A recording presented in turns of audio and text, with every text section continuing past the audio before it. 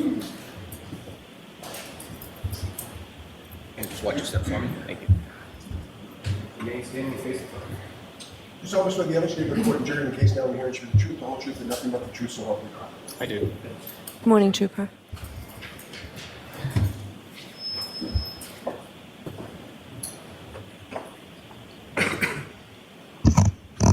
All right, Mr. Lally, whenever you're ready. Good morning, sir. Good morning. If you could, just again, please state your name and spell your last name for the jury. Yes, it's Trooper Joe Paul. That's Paul. And sir, if I could just take you back to a couple different portions of your testimony from Friday. With respect to the acceleration and braking tests that you conducted in the driveway area or outside of the Camden Police Department, was that before or after Ms. Hartnett from Crime Scene Services section had processed the vehicle? After. And so as far as anything that was removed by her, that was done prior to you conducting any of your tests, is that correct? Correct. Now, you've investigated approximately 191 crashes over your time with the cars unit with the state police, correct? Correct. Now, I'm going to ask you just some general questions with regard to a number of those crashes have involved motor vehicles, collisions with other motor vehicles, correct? Yes.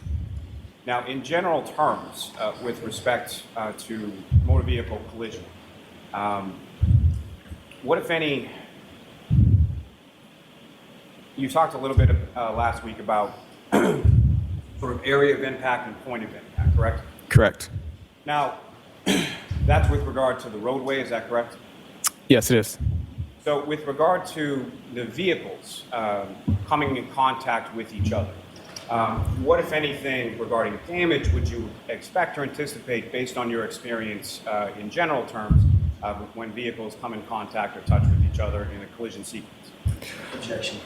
No, I'm going to allow it. In general terms, what do you look for?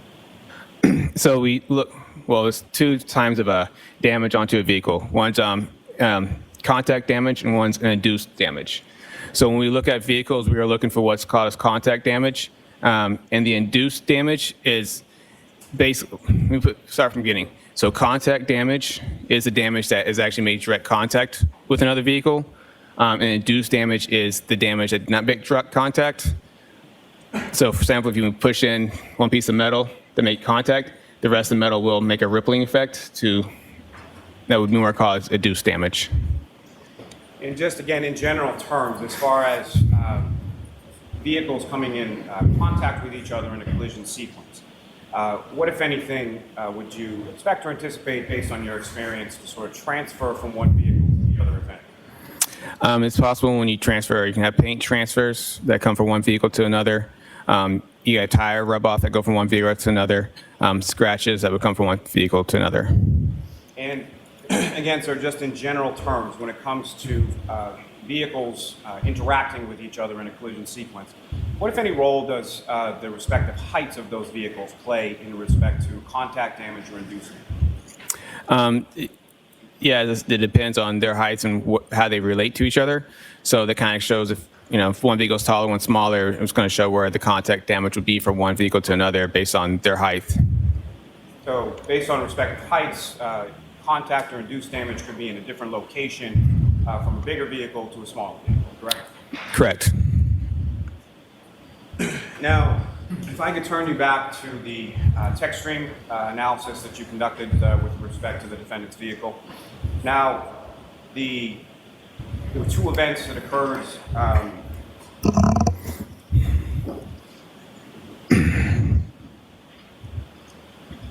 forgive me, on that 12629 miles beat. There were two events that occurred within that trigger, within that mileage, is that correct? Correct. And based on your analysis with respect to the odometer readings and the mileage, where is it what is your belief as to where the vehicle was when those two events, being the three-point turn and the backup straight for approximately 60 some odd feet, where did those occur within the travel path of the defendant's vehicle? So the first one, where the three-point turn, in this case, it appeared to be possibly on to, it was a Cedar Crest, which because we know based on testimonies that she missed the exit to Fairview and had to make a U-turn onto Cedar Crest, and that would make sense to why they would occur with close proximity to each other. They're within the same odometer mileage and on the same key cycle. And so that reverse to 24.2 miles per hour for 60 some odd feet, where would that have occurred geographically from your review of the odometer reading? It should occur probably on Fairview.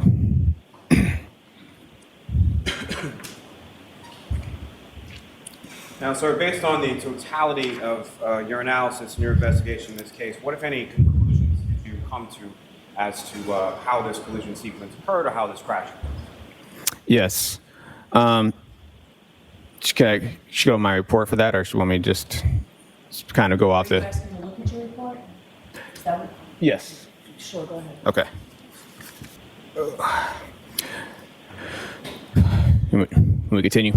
If you could, please. Okay. What, if any, conclusions did you come to through the course of your investigation?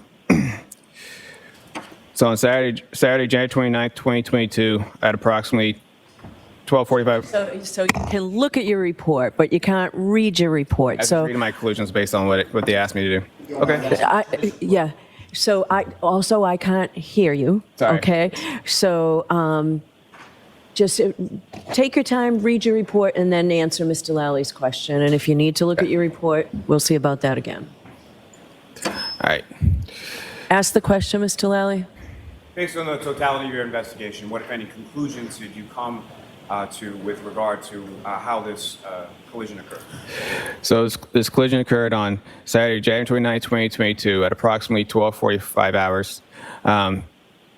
A 2021 Lexus LX 570 was traveling southbound on Fairview Road, in area 34 Fairview Road.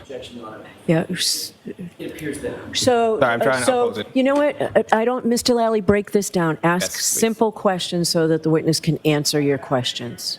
We don't need a narrative. From your investigation, what, if any, conclusions did you come to as to where this collision occurred? So, all right. So, on the night of Saturday, January 29th, 2022, at approximately 12:45 hours, a 2021 Lexus LX 570. Can you slow down, sir? Yes. So forget all that part, Okay. Trooper. All Just right. answer the question. Okay. Where did it occur? It occurred in the area 34 Fairview Road. And who, if anyone, were the participants in this collision sequence? The operator appeared to be Karen Reed, and the pedestrian was John O'Keefe. And where was the vehicle located in reference to the residents of 34 Fairview Road? It was located along the southbound travel lane and to the left side of the house as you look at it from the front. And as far as the vehicle, what, if any, directionality did it head in, and what, if any, interaction did it have with Mr. O'Keefe? So the vehicle was traveling in reverse along the southbound travel lane, traveling north. And how fast was the vehicle traveling and over what distance? The vehicle traveled up to 24 miles per hour and approximately 62 feet. And at the time that the vehicle was traveling approximately 24 miles per hour over approximately 62 feet, what, if anything, occurred then? The right rear of the Lexus struck the pedestrian John O'Keefe. And post-collision, what, if anything, occurred with regard to Mr. O'Keefe? Mr. O'Keefe was projected forward and to the left along the front yard of 34 Fairview Road. And post-collision with Mr. O'Keefe, what, if anything, did the defendant's vehicle do? The Lexus continued traveling in reverse before they left the area. Now, as far as the vehicle itself, from your inspection, what, if any, role did any mechanical aspects of the vehicle play in this collision? There were no mechanical defects. And as far as your analysis of the roadway and other factors related to that, what, if any, role did they play in this collision sequence? There were no roadway or environmental factors that contribute to this collision. Now, sir, with respect to your investigation, what, if any, opinions did you draw based on your training and experience in regard to this collision and how it occurred? May I look at my report real quick? Just make sure. Yes. Thank you. So throughout my investigation, this appeared to be a single car collision involving a pedestrian. The vehicle was traveling at a higher acceleration when,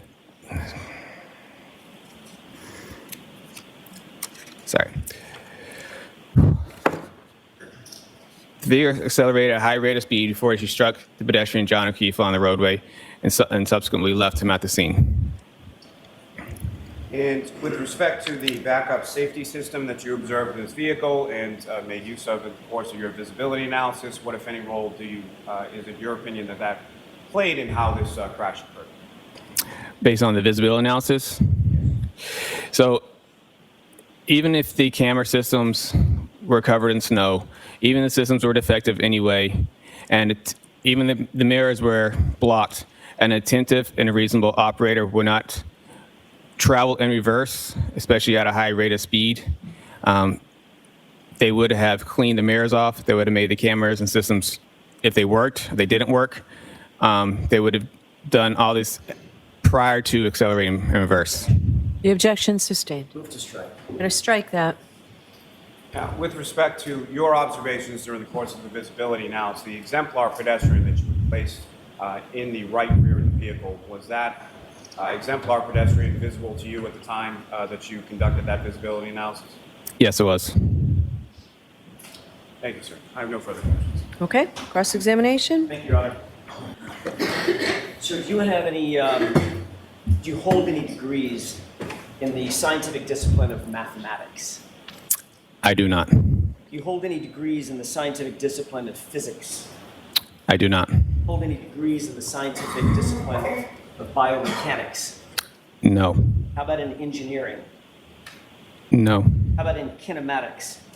No. What's the highest degree that you do hold, sir? I have an associate's degree. In what? Administration of justice. You mentioned kinematics on Friday. Do you hold any certificates in the specific area of kinematics? Yes, it's covered in the basic crash investigation classes. Okay, so you took a class, in other words, correct? At multiple classes. They introduced the idea of what kinematics is, right? Correct. You testified about that on Friday. Yes. Define kinematics, that's yours. It deals with the aspect of motion. It's a subfield of what broader field? Kinematics? Kinematics is a subfield of what broader discipline of science? I'm not sure.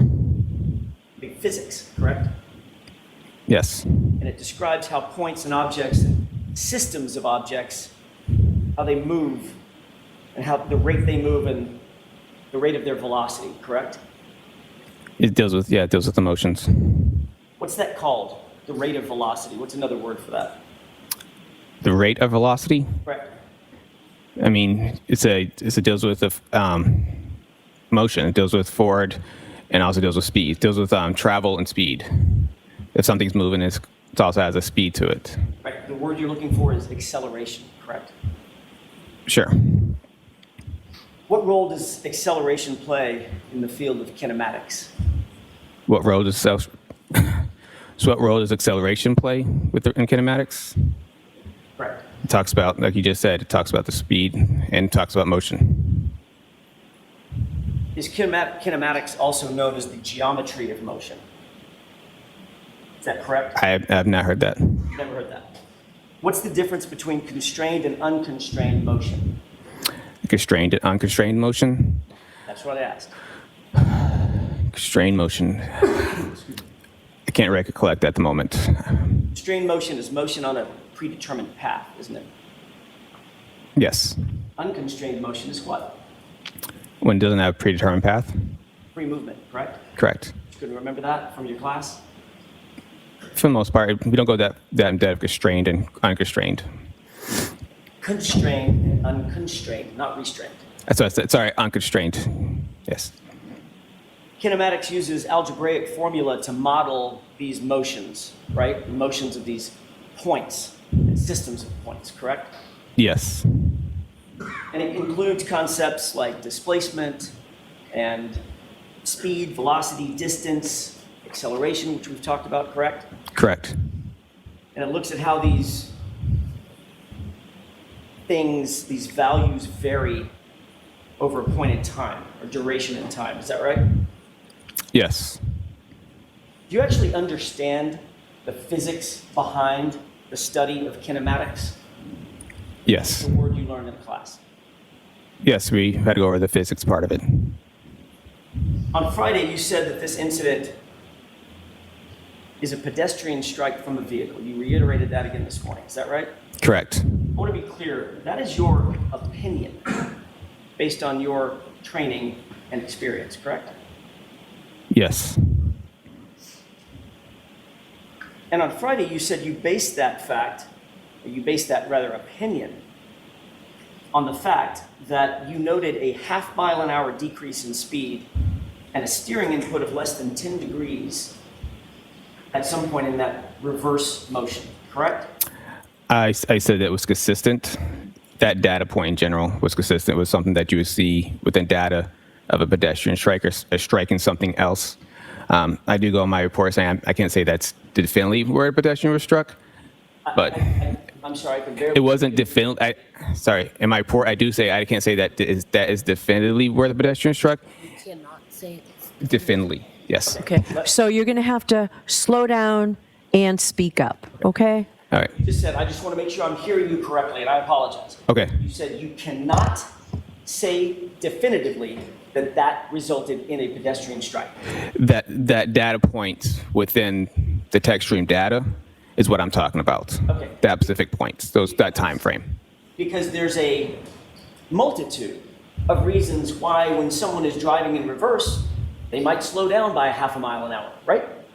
It's when I say when it's consistent, it's because there's the other aspects of it is the fact that the accelerator is consistently strong. Let him answer. Finish your answer. So the accelerator is at a constant rate, and then it just drops by half a mile, and the steering wheel all of a sudden abruptly goes to the right. That's what I'm talking about when I say it is consistent with a pedestrian strike. That's something that you would see. It's not going to be a huge change of speed during this collision. You also note that at the time, it had begun to snow, correct?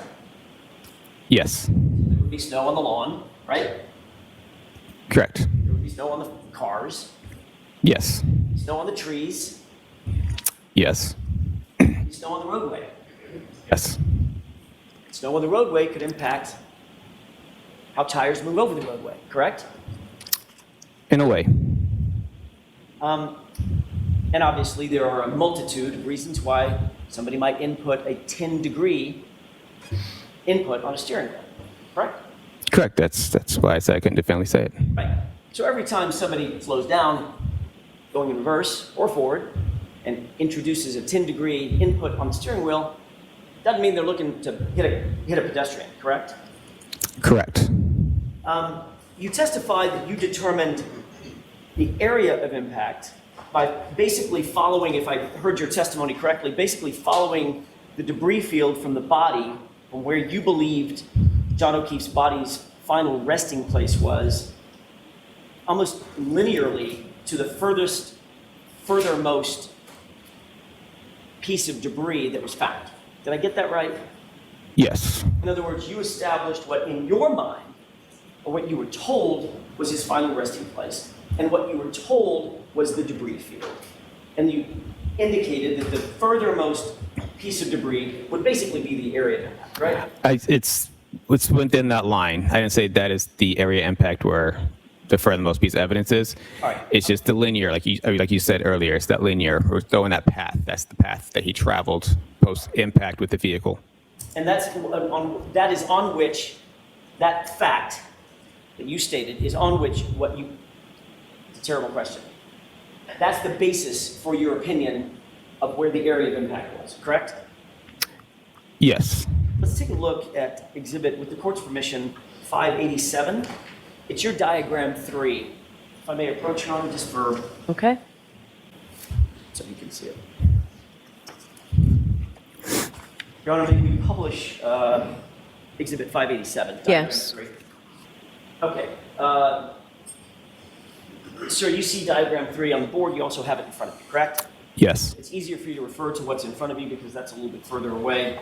Just let me know. Okay.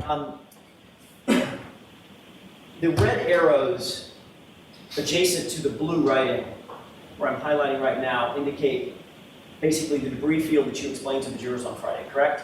Yes. And then there's a point of an arrow that comes back to a wording that says pedestrian's final rest, basically right there, correct? Yes. And the debris field ends right in the middle of that spotlight, correct? Yes. All right. So that's the area of impact that you indicated to Mr. Lally you believe occurred because of the debris field and the linear portion of that debris field going from the pedestrian's final rest all the way out to that final little red arrow that says red plastic B in parentheses, correct? Yes.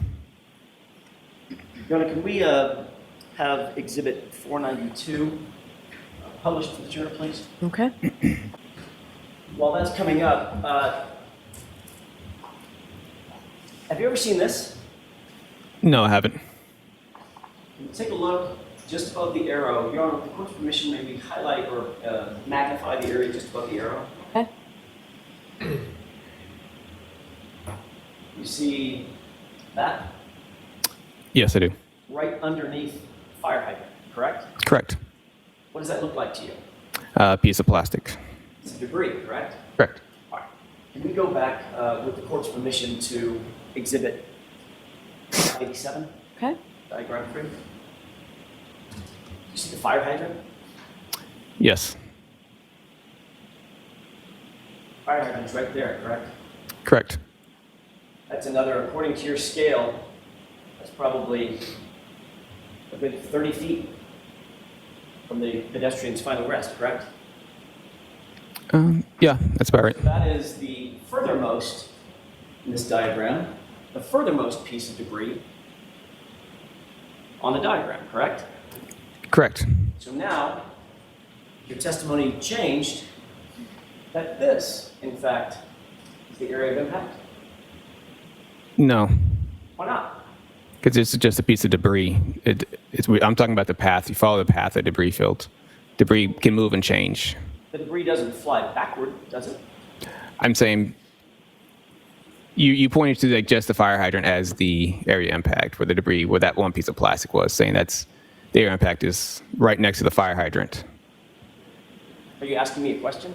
Yeah, that's what you said, right? I'm asking you, I'm making sure I'm understanding what you're saying so I can answer the right. Ask the question again, Mr. Jackson.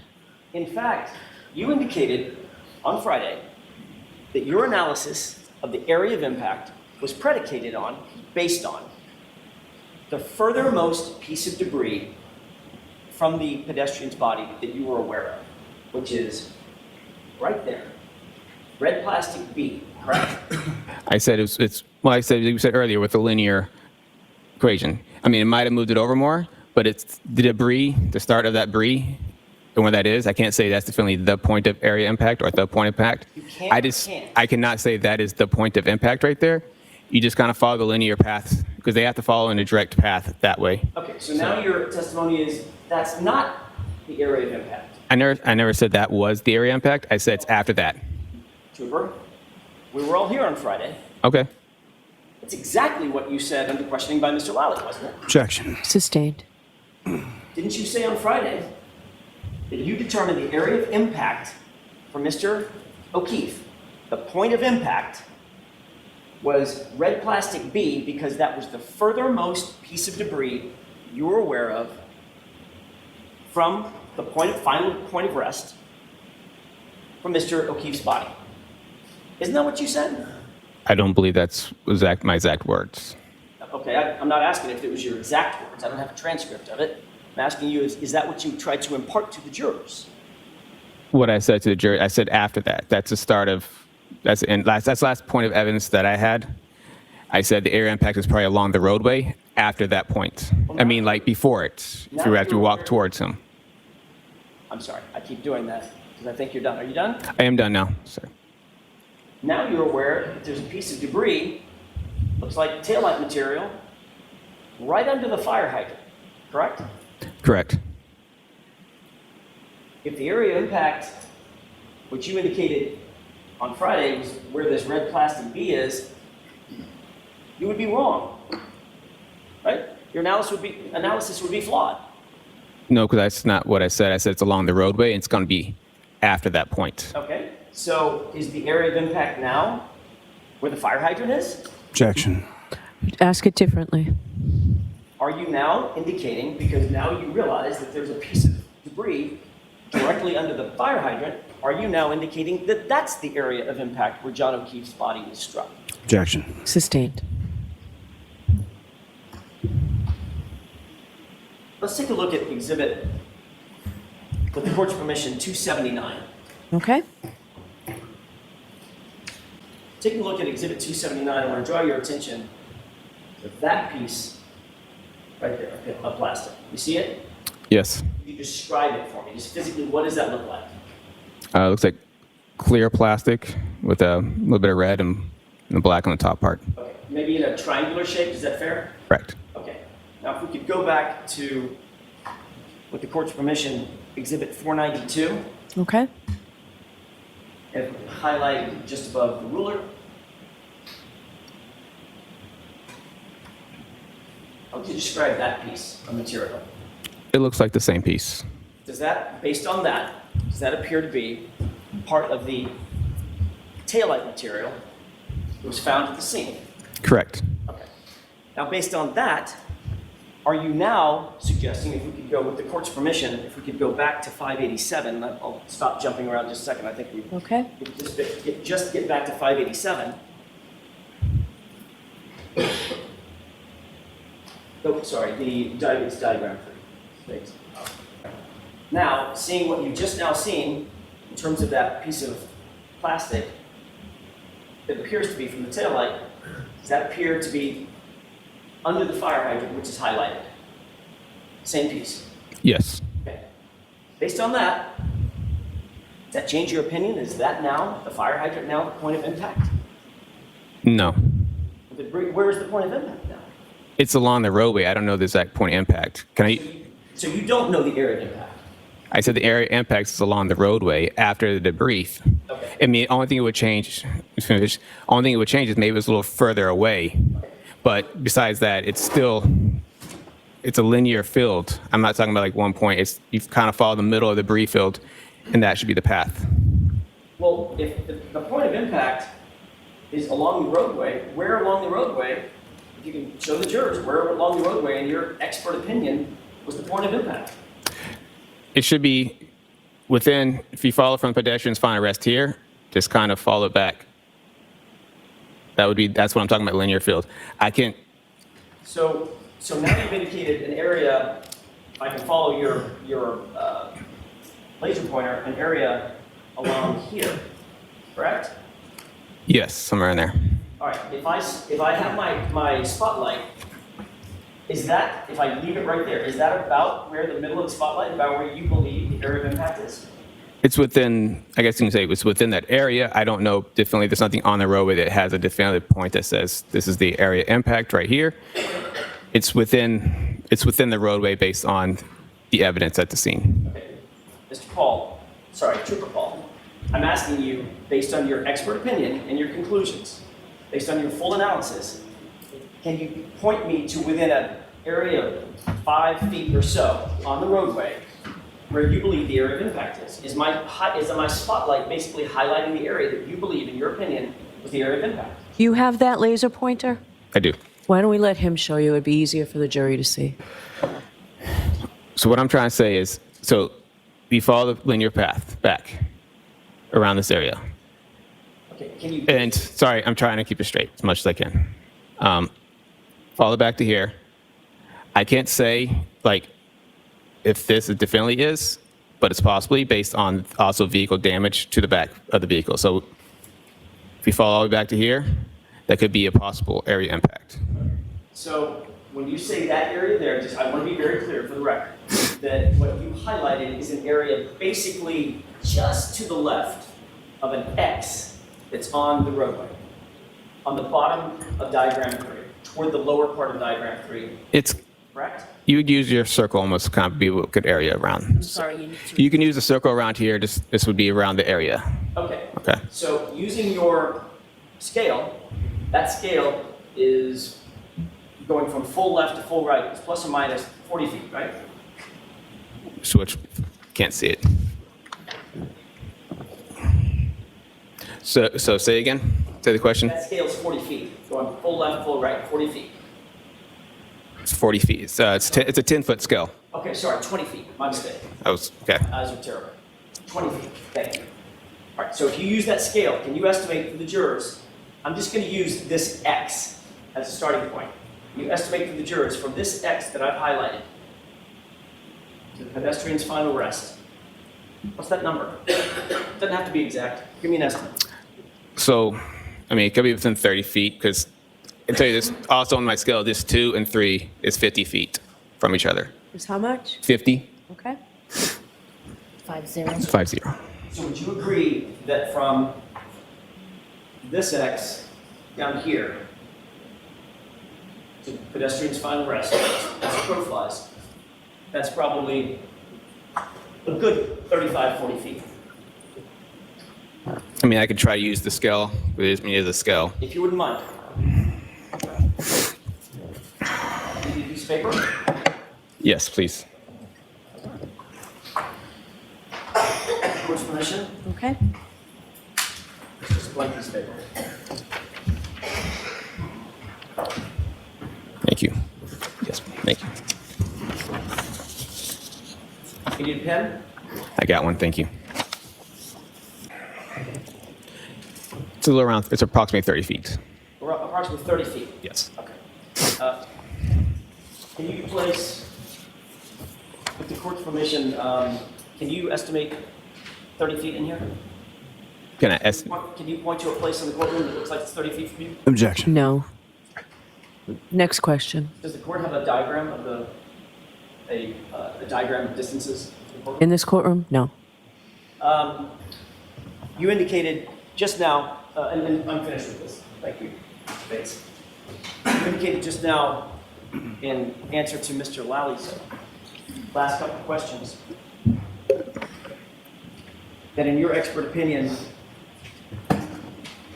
when the SUV struck the pedestrian, John O'Keefe, he was, quote, projected forward and to the left, to the front yard to his final place of rest. Yes. So your expert testimony is that John O'Keefe was hit with the SUV and flew 30 feet. Projected mean like I don't say he flew all the way there. He was projected in that way. He got pushed forward in that direction. Which, if he was rendered incapacitated, landed there, he'd have to sort of fly there, correct? Didn't walk there.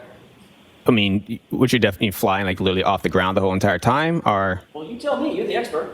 I mean, when we say projected, we mean he gets projected, and they usually have a landing phase, and they land, and then they either roll or tumble to final rest. Okay. How far do you think he landed? How far was it until he landed of that 30 feet? I don't know. There's no indication of where his exact landing spot was. Right. Was there any evidence whatsoever that he landed and rolled? And there was no evidence that he landed or rolled. Or no, rolled. According to you, the evidence that you have in front of you is that he get hit, fly 30 feet, land where he ended up in his final rest, right? Objection.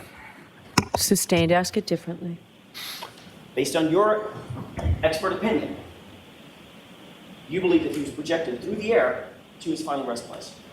That's not what I was saying. But you said there's no evidence that he rolled. And there's no evidence that he flew through the air either.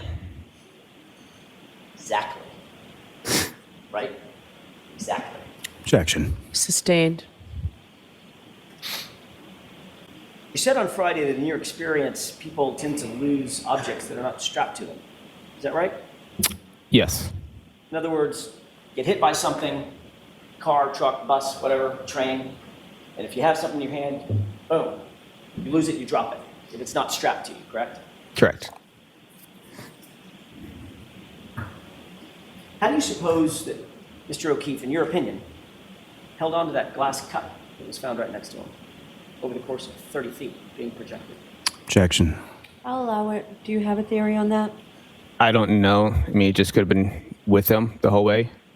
I don't know. I wasn't there, so I don't know how the glass stayed with his body and went with him to the final rest. So it's just common sense. You have to believe that if it was in his hand, he held on to it the entire time it was being projected 30 feet, right? It's possibly, it could have been in his hand, it could have been tucked next to his clothing, could, Did you say tucked into? I mean, like, could have been next to his body. So when he projected, maybe the glass was with his body as it was also flying. So there's a number of reasons why the glass, because it also got projected with the body Well, while he was holding it. I thought you said on Friday, and you just agreed with me, that people drop things in their head. Yes, body think not everything it tends to fly off. I mean, some stuff flies off, some stuff will stay on. I see. It's just it's not uncommon to find a piece of clothing and stuff that you find at the scene, Piece of clothing. like clothing, like shoes. I mean, it's like shoes and stuff like that to come off the body during a pedestrian crash. Well, that's not what I asked. I know. I'm just saying. You asked me. You said what I just. I'm just responding to what you said, and trying to make sure you understand what I'm saying. No, I don't, but I'll Okay. ask another question. Shoes are strapped on by definition, right? Yes, but it's very common for shoes to come off. How about a cell phone? Cell phone. Yeah. It all depends. Depends on where it is. Well, it was under his body. Okay. How do you account for that? He held onto a cell phone with one hand and held onto the cup with the other. Objection. Sustained. Ask it differently. If a cell phone was found under his torso, under his body, what's your theory on how that cell phone ended up flying 30 feet with it? It just did. Just did. And somehow, as he landed, tucked that cell phone underneath his body so he landed on top of it. It just did. That's the evidence at the scene. I didn't put the evidence there. So Well, you didn't. Objection. All right, so jurors, I've told you before, lawyers cannot make comments, so disregard it. Mr. Jackson, don't do it I again. understand. So in You one- understand, but don't do it. Your answer's always, I understand. Don't do it. Yes, you are. Cell phone in one hand, cup in the other hand, flew through the air. Right? Objection. Sustained. You were informed of this incident on January 29th, 2022 at about 2:30 in the afternoon. Is that right? yes, At the time, you were working out of the CARS facility, which is located on West Grove Street in Middleborough. Is that right? yes, By the way, that's a facility that has multiple garages. Sally ports, I don't know if they're called Sally ports, but garage bays, correct? the mechanic shop are there. The mechanic shop Yes, is, if you're going to review, for instance, for purposes of reconstruction, if you're going to review a vehicle, is the vehicle placed in those mechanics bays? no, not there. That's for state police vehicles. Okay, so where are the mechanics bays, sorry, reverse that. Where are the Sally ports where you would do your analysis, your reconstruction, your review of the vehicle, inspections, things of that nature? We don't have Sally ports for that. You don't have anything dedicated to that? No, the only time we would use a Sally port is the crime scene would have some Sally ports that they would do to document their crime scene stuff. And I've gone there to do my inspections, but most of our inspections are done either at the tow yard or some type of facility for that. Ultimately, was this SUV ever taken to the Middleborough facility? Yes, it was. Where was it placed? There's a fenced-in area inside it's a fenced-in area Is it outside or inside? outside. Okay. Did it remain outside in that fenced-in area the whole time? I don't know the exact time. It was there for a while, then it got moved. Where did it get moved to? I'm not sure exactly where they moved it immediately after it left Middleborough. Are you familiar with the Foxborough location at MSP? Yes. Does that have Sally ports or bays for inspection and evaluation? It has garages in it, but we wouldn't use them. We don't normally use those garages for inspections. Is it possible to use those garages for inspections? It is possible. Okay. It's happened before, correct? I've not used the inspection in the garages. But I'm going to ask you to keep your voice up and Sorry, speak yes. slowly. but you know that it could be used. Sorry. You know that those bays could be used for inspections or analysis or evaluation if needed, correct? Yes. All right. Given the fact that the SUV that was being seized on January 29th was being seized as potential evidence, best practices would suggest that you'd want to get it in and out of the bad weather, the inclement weather, as quickly as possible, correct? You wouldn't want to subject it to continued forces from nature like rain, wind, snow, sleet, hail, right? That would be beneficial, yes. All right. You're aware that the Foxborough location and the Middleborough location with the mechanics bays are all closer to Dighton than Canton, right? Both Foxborough and Foxborough and Middleborough are both closer to Dighton than Canton. In other words, you have to pass by, depending on which way you go, pass by Middleborough, pass by Foxborough to get to Canton. so from where? From Dighton, sorry. So from Dighton. Where the vehicle was seized in Yeah. Dighton, all going toward Canton, you pass by either Middleborough or Foxborough to get to Canton, right? I don't believe you'd pass by Middleborough to get to Canton, but you've passed by Foxborough. All right. The car was not taken to Foxborough, was it? No. As a matter of fact, the car was taken basically double the distance all the way to Canton to that Sally Port, correct? Objection. Do you know that? Is that double the distance? I don't know the exact distance. I know it was in Canton. And you know it's farther to Canton, From Dighton, yes. right?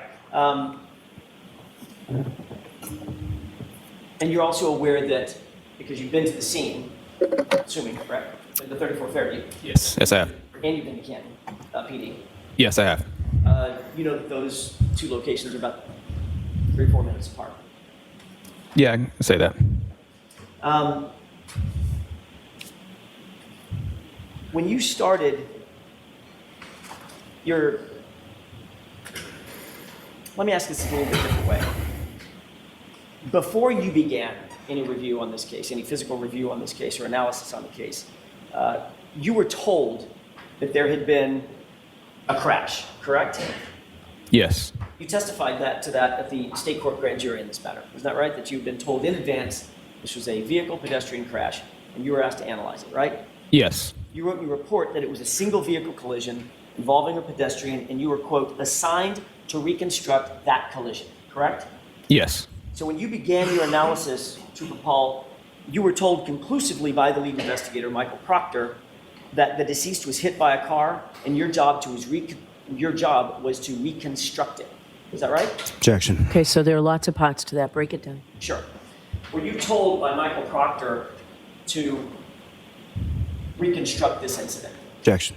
So were you told that by Trooper Proctor? I was not. Okay, next question. Sure.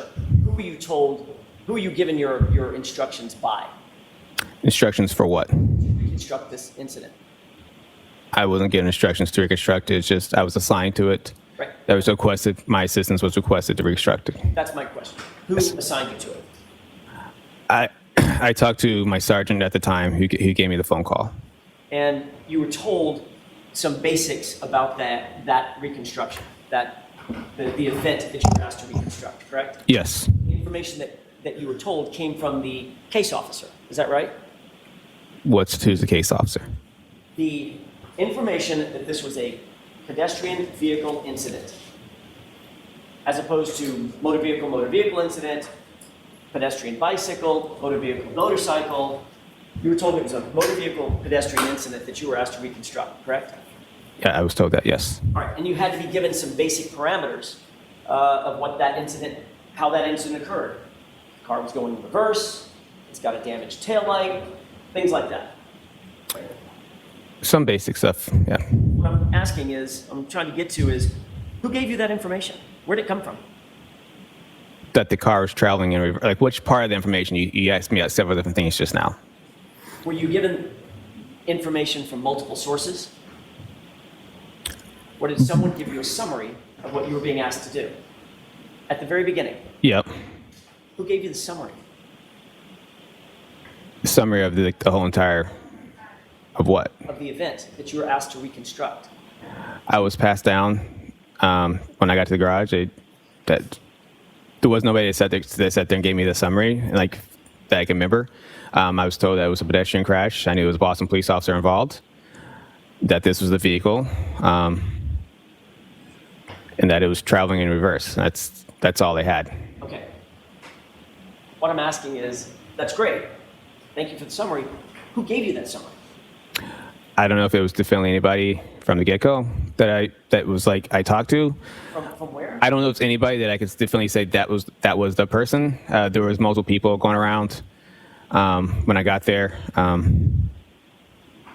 I think I talked to Trooper Zach Clark. He was doing the crime scene. I think he was Zach Clark. He was the crime scene photos at the time. I knew him from past crashes.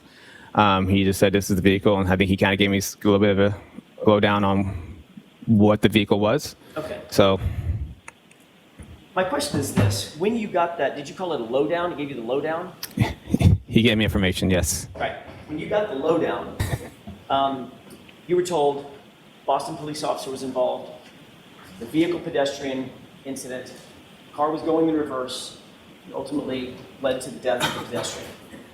Struck the pedestrian in reverse, correct? Correct. All right. And you were assigned specifically to try to reconstruct that incident. Yes. Have you ever heard of the phrase confirmation bias? I know the phrase, yes. You know what it means? I can't definitely say what it means. Developing a conclusion and then trying to find evidence to fit that conclusion. Does that sound right? If you say so.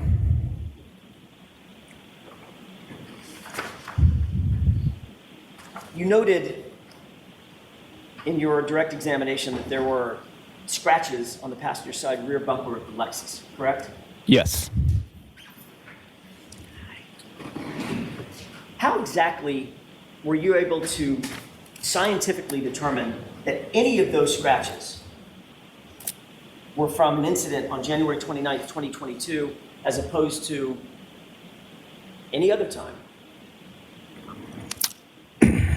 I didn't have anything else on the time. Is that those scratches happened prior to this collision? I'm sorry. I didn't have any information that those scratches were caused from a prior collision. And so when I looked at the evidence, I knew it was in that same area, the right rear taillight. So when I looked at it, it didn't quite fit the pedestrian thing. So when you showed me the video, or I saw the video like a year ago on Court TV, I said that could be. You asked the question, so next, I keep did. going. It's not responsive. He's answering. Next trying to- question. Then You guys go how ahead. scientifically Hold on. thought the scratches were. Hold on. Ask Sorry. a question, Mr. Jackson. You know what normal wear and tear on a vehicle is, right? Yes. Bumpers get scratched myriad ways, correct? Correct. Get scratched in a grocery store parking lot, right? Yes. Shopping cart can bounce off the back of the car and scratch the bumper, scratch the side of the car, quarter panel or something, right? Sure. I mean, I don't want to go through it, but there's thousands and thousands and thousands of ways that a car can get a scratch, correct? Correct. My question is, as you sit here, do you have any scientific evidence that those scratches occurred on January 29th at approximately 12:45 a.m.? What do you mean by scientific evidence? Well, do you have any evidence whatsoever that you can point to that those scratches occurred on that date and at that time rather than any other time in the history of that vehicle? Like I said earlier, the video seems to appear that's what it looks like that could have been from. Well, you said on Friday, let's talk about those scratches for a second. Because Okay. when you testified Friday, you were pretty clear. You said that, if I can find it exactly. You said, quote, the dent and scratches for his hand could be those are consistent with striking the Lexus. Remember saying that? Yes, on the tailgate. Okay, so the dent and scratches you talked about on Friday, you said were from his hand. Yes, hand in the glass cup. Okay. Then are those the same scratches you're talking about in terms of the bumper? No. So, What are you talking about? The scratch inside the bumper that we've been talking about? correct. Okay, That's what I'm no. asking about. Okay. Is there any way to scientifically date a scratch? No. If you go out in the parking lot right now, even as an accident reconstructionist, if you walk out in the parking lot right now and look at a Toyota Camry sitting there, it's got a scratch on it. There's no analysis that you could engage in to date that scratch, could you? Objection. So you can ask it differently, Mr. Jackson. Is there any way that you could, in general, look at a scratch and say, that scratch is from such and such date. Objection. I'll allow it. Nothing more. I'll allow it. You cannot say, you can look at evidence and shows that it may have been older than what the newer evidence would be, but there's no way to say that specific date and time and that a scratch would come from. Right. And it's possible that any or all of those scratches on the Lexus could have predated January 29th, correct? No, That's not possible. the ones that are on from the taillight and the other parts of it, Scratches anywhere on the car. depends on what you got to pick the other scratches. You got to show me other scratches on the car. I'm saying it's possible, since you can't date the scratch, it's possible that any or all of those scratches could predate January 29th. It's a simple question, right? It's possible. You're being pretty broad on your scratches here.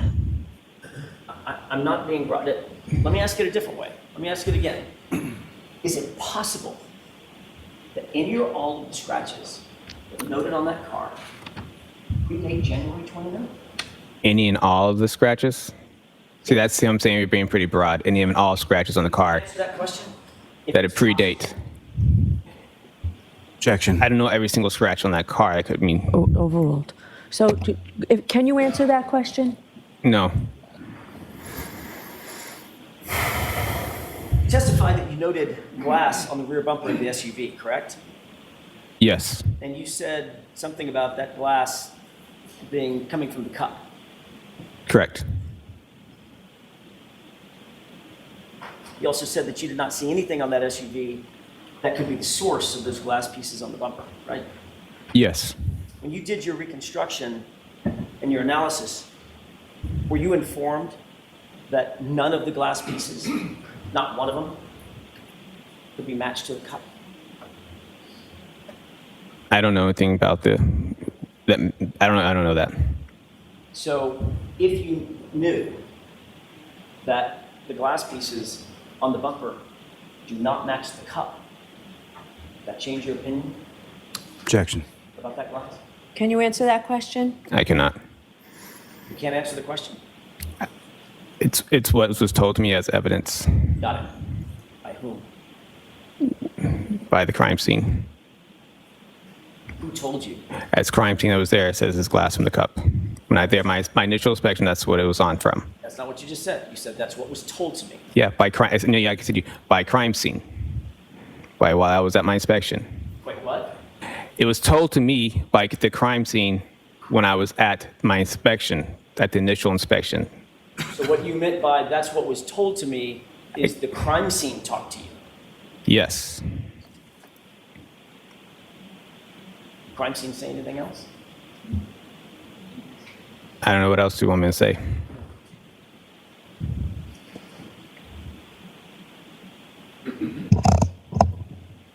Did Trooper Proctor tell you that those pieces of glass on the bumper are somehow associated with the cup? No.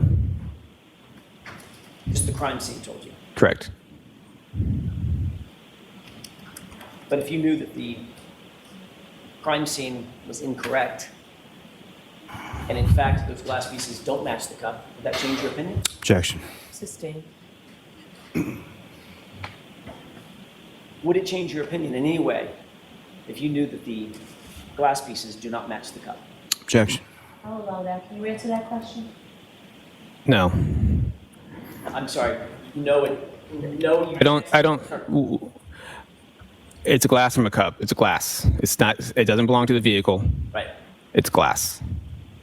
But if I told you it didn't match that cup, What? would that change your opinion? Objection. Does that change your opinion? Are we talking? Which cup were we never established which cup we're talking about. How many cups have we been talking about, Trooper? You said that cup. One from the scene. Okay. That cup? I'm talking. I just want to make sure that we're on the clear path here. On the clear what we're talking about. Absolutely. Let's Okay. be really sure.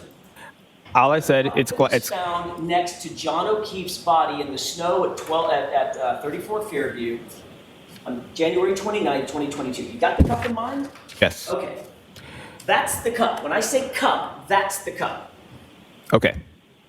Would it change your opinion if I told you that the glass pieces on the bumper don't match that cup. What's my opinion on it? All I said was glass from a cup. That's the only opinion I had. It's glass from a cup that was on a bumper. Are you saying a cup? A cup. A cup. It's not glass from the car. That was my opinion on it.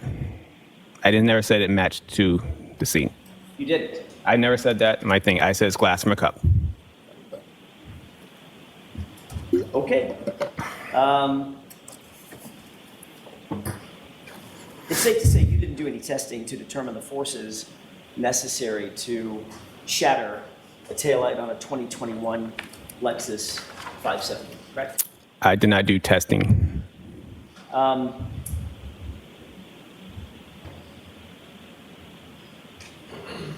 Your report indicates, we've talked about this a little bit, I'm going to go back to something we talked about earlier this morning. Your report indicates that John O'Keefe came to his final resting place about 7 feet from the roadway, and that's what you based your diagram on, correct? Yes. Who told you that number? I measured it from my diagram. You should say that again? I measured it from the diagram. Okay, what I'm asking is how did it get on the diagram? In other words, who told you that his body was 7 feet from the roadway? Well, wait, I was told by Lieutenant, was it Gallagher? Paul Gallagher, Captain PT. He told me this is where the body was found. Okay. So I used my devices to mark that location. Okay, but before you used your devices, he just pointed someplace on the ground and said he was about here, correct? Yeah, that's correct. Did Lieutenant Gallagher tell you that Lieutenant Gallagher never saw John O'Keefe in place at the scene? Did he say that? No. Did Lieutenant Gallagher tell you that the first officer on the scene estimated his body at being approximately 15 to 20 feet from the roadway? No. If he had told you that it changed your diagram? Objection. Overruled. He told me this is where he was found. I marked that location. That's all that was. And you marked basically every other piece of item. Sorry, that was a terrible question. Every other item you marked based on a distance from where you were told John O'Keefe's body came to rest, correct? Yes. Again, that was by Lieutenant Gallagher just pointing at the ground and saying it was about here. Correct. Was there a single member of the team that was out when you were being shown where the body came to rest? Was there a single member of that team who actually said they saw John O'Keefe's body in place? Objection. I'll allow it. What do you mean team? Canton PD? Whoever was there. Who was there with you when you started doing your measurements, et cetera? For Fairview? I said Lieutenant Gallagher. That's who. Just you and him? And myself, and I was training a trooper at the time. She was there. You were training a trooper at the time? Yes. Okay, so it was my mistake. I assumed that there were several people out there. It was just you and Lieutenant Gallagher. Yes, that's why I was confused by the team. All right. And again, Lieutenant Gallagher didn't tell you that he never saw John O'Keefe's body in place. No, I don't believe so. You did document in your report that the items that you noted on your diagram that we just looked at a few minutes ago, those were found by the CERT team, correct? Yes. And you indicated in your report that the members of the CERT team located a single Nike sneaker that's noted on your report. Is that right? On Correct. your diagram, rather. Yes. You also indicated that, quote, in the same area, 2 red plastic pieces and 1 clear piece of plastic of a taillight was discovered. Yes. So your report is clear that in total, the items discovered by the CERT team on January 29th were a shoe, right? Yes. A partial glass cup broken, correct? Well, was that on there? I can't remember if that's on their diagram or if that's what I was told at the scene, but yes. Sure. Yes. You knew that a cup was found? Yes. Or you were told a cup was found? Yes. And 3 pieces of plastic, 2 red, 1 clear. Yes. Not 5 pieces of plastic, correct? Correct. You then measured those items, is that right? I didn't. What do you mean measure them? Like Measured at them this? relative to John O'Keefe's final place of rest. 10 feet from it, 12 feet from it, we're going to go over those numbers. Yes, I used their report to place those items onto my diagram. So, and I'm going to get to that question in just a second. I want to make sure that we walk through it sort of methodically.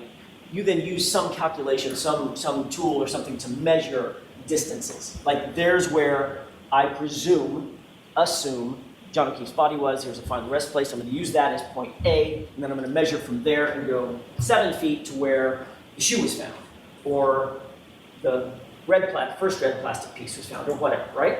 Yes. Who told you where the pieces were found? They were in Lieutenant Tully's report. He put measurements in his report. Okay. And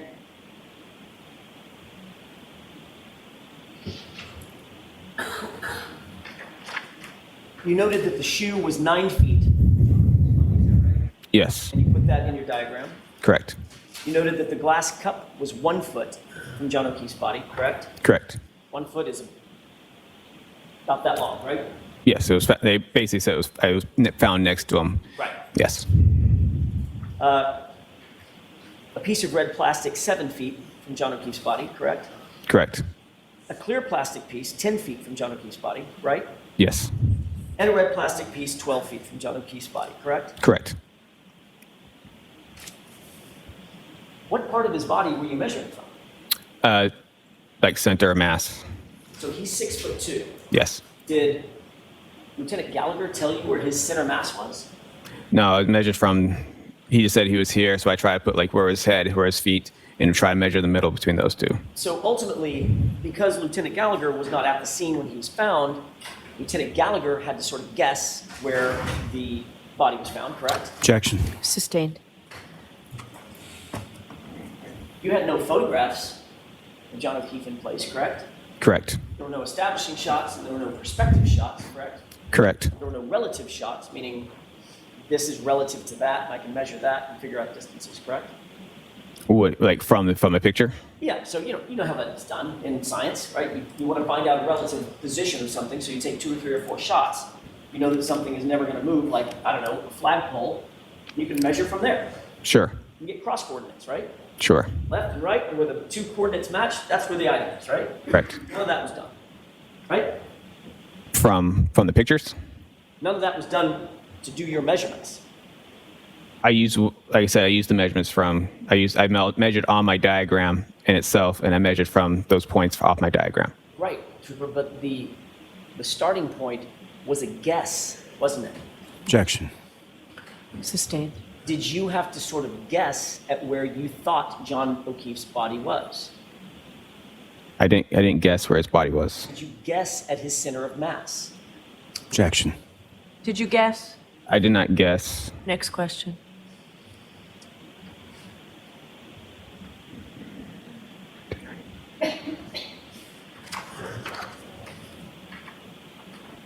You stated in your report that you Google mapped Miss Reed's path of travel.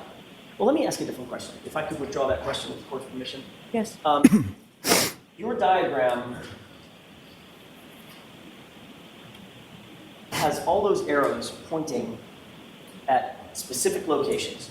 Very, very specific. Very thin arrows point, correct? Yes. If you start off with an incorrect assumption about where John O'Keefe's body was, right? Hypothetically, if you were to start off with an incorrect assumption where John O'Keefe's body was, every single item that you note on that diagram would then be off as well, wouldn't it? Objection. Is that true? I mean, I guess hypothetically, depends on how off you want to be. And the answer is yes, correct? Hypothetically.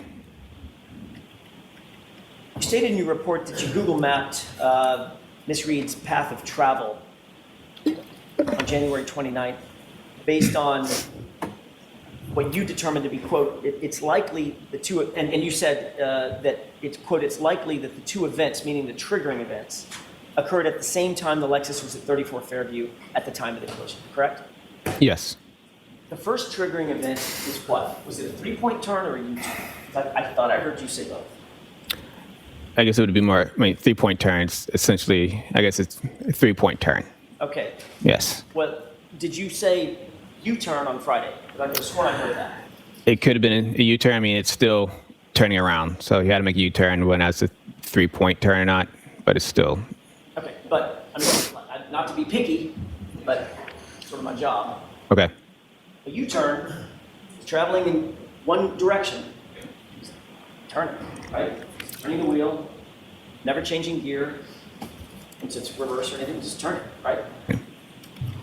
A 3-point turn requires moving forward, stopping, changing gears, moving backward, stopping, changing gears, using a steering input, and then moving off, correct? Correct. Well, those are two very different maneuvers, right? You'd agree? It's, in a sense, I was trying to say she made a U-turn. Like you can say, they made a U-turn. It's a 3-point turn. They're still making a U-turn. And I didn't mean it as like she literally had to make a direct U-turn. She was turning around. And obviously the diagram, or the trigger shows a 3-point turn. Well, I mean, I guess you could have said reversing direction, right? That could have been a better way to say it, yes. You didn't say that. You said U-turn. So are you changing your testimony from Friday that it was a 3-point turn, or could it possibly have been a U-turn? It's a 3-point turn. Okay, because you have evidence of the starting, stopping, changing gears, reversing, stopping, changing gears, turning. That's correct. Okay, so when you said U-turn, that was inaccurate. Objection, Your Honor. The objection sustained. Let's get back to the path of travel when you began your analysis. How did you know what the Lexus's path of travel was that day? I got the directions from Trooper Proctor. And what did Trooper Proctor tell you in terms of the path of travel specifically? A starting point and an ending point? Tell you the exact path Lexus traveled? No, all I got was mostly just the addresses. Okay, so if you've got 2 points on a map, and Trooper Proctor told you the Lexus traveled from point A to point B, there are multiple ways to get from point A to point B. You'd agree with that, right? Yes. You picked one of those, right? The path of travel includes freeways, etc., right? Yes. But as you sit here, you don't know what her actual path of travel was, because it could have been something different, right? It could have been something. That's why I gave a range on my diagram. Do you have any scientific evidence to establish what her actual path of travel is, or did you just guess at the path of travel? I got the addresses from Trooper Proctor. I put them into the thing, and then one of the possibilities of 36 miles, and that was after looking at all of them, at 36 miles is a possibility. Right, understood. So that's what I'm trying to get to, Trooper Paul. Okay. That's one possibility. There's 36 miles, Mm-hmm. one route of travel, right? Correct. There are other possibilities, right? Yes. So between and among the possibility that you picked and the other possibilities, you just sort of had to guess. And there's no science to it. You just said, I'm going to pick that one and put it in my report, right? No, that's not how that worked. Okay, why don't you tell me how that works? Her odometer mileage on the car from the download and time we had the vehicle shows 36 miles. So when I plugged those addresses into Google, it came up as 36 miles as a possibility. And you knew that there was another route of travel to the same location, correct? What do you mean? There were alternative routes of travel to the same 2 points, from and to the same points, correct? Yes. Yes. You could have tried to extract the location data from Ms. Reed's cell phone to determine the exact route of travel, correct?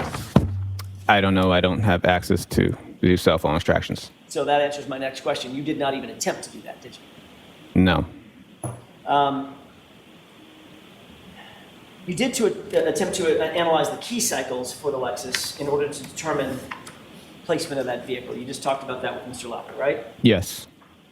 I want to be clear for the jurors because most people have probably never heard of key cycles.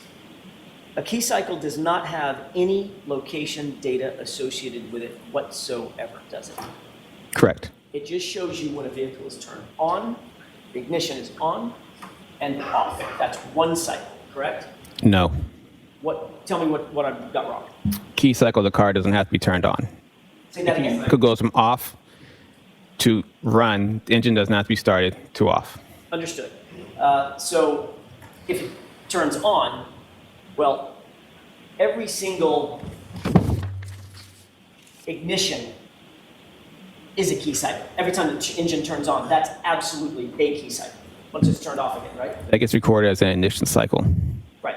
So a key cycle can be an ignition cycle, but it doesn't have to be an ignition cycle. It also can be just turning the sort of accessory on, right? The key cycles turn the accessories on. All right. But it doesn't, my question was, and where we started with this conversation is, it does not have any location data on it whatsoever. Correct. All right. So when you drive your car, you walk out, get in the car, turn the ignition on, start to drive, get to your location, turn it off. That's one key cycle, right? One ignition cycle. But and I'm going to use the word key cycles because you use the word key cycles in your report. That's what we're talking about. I'm using that because that's how the trigger was read. That's how what? The triggers were read on the text stream. That's how they read them, key cycles. By key cycles. Yes. I'm going to use that phrase key cycle. Okay. We're talking about the same thing. It's an ignition on, ignition off cycle. It doesn't have to be on. So you mean the engine doesn't have to be turned on? Correct. Right. But if you're seeing triggering events, not trying to be tricky here, seeing triggering events, your car's in motion, what does that tell you? The ignition's on or off? The ignition is on. Right. That's what I'm getting to. But it has no location data associated with whatsoever. It could be here, it could be in Wyoming. The car wouldn't know the difference. It's not going to report the difference to you, correct? On the key cycle, Correct. on just the key cycle. The key cycle does not give out locations. Say that again? The key cycle does not give a location. Right. So your analysis is trying to go from a known key cycle that you can figure out and then work backward from there to try to figure out where the car was on a particular ignition cycle or key cycle, correct? I didn't use the key cycle to put it back. Say that again? I did not use the key cycle to place the car back in its location. The key cycles were, all I got from the key cycles is that they occurred close within proximity to the time we've had the vehicle, not basically saying that this was the location based off the key cycle. Well, let's look at Exhibit 591 with the court's permission. Okay. Did you testify on Friday that this is a copy of the exhibit that was put in 591? This is part of your report, correct? Yes, it is. And this is a chart that shows when,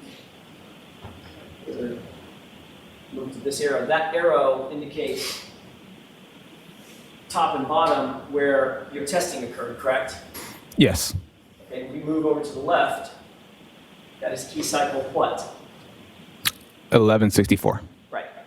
So you've testified, and we can turn the lights on.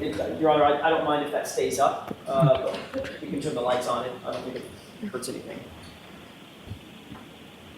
You stated in your report that there were, quote, 2 triggers recorded on odometer 12629 and key cycle 1162, correct? Yes. These events were prior to the testing triggers on odometer readings 12665/12666 and at key cycle 1164. Is that right? Yes. Okay. So what we're saying, what you're saying in that report is the triggering events were at 1162, going in reverse in order. 1162 comes before 1164. They're numerical. Is that right? Yes. Every single key cycle just tags another number on top of it, right? There's no formula.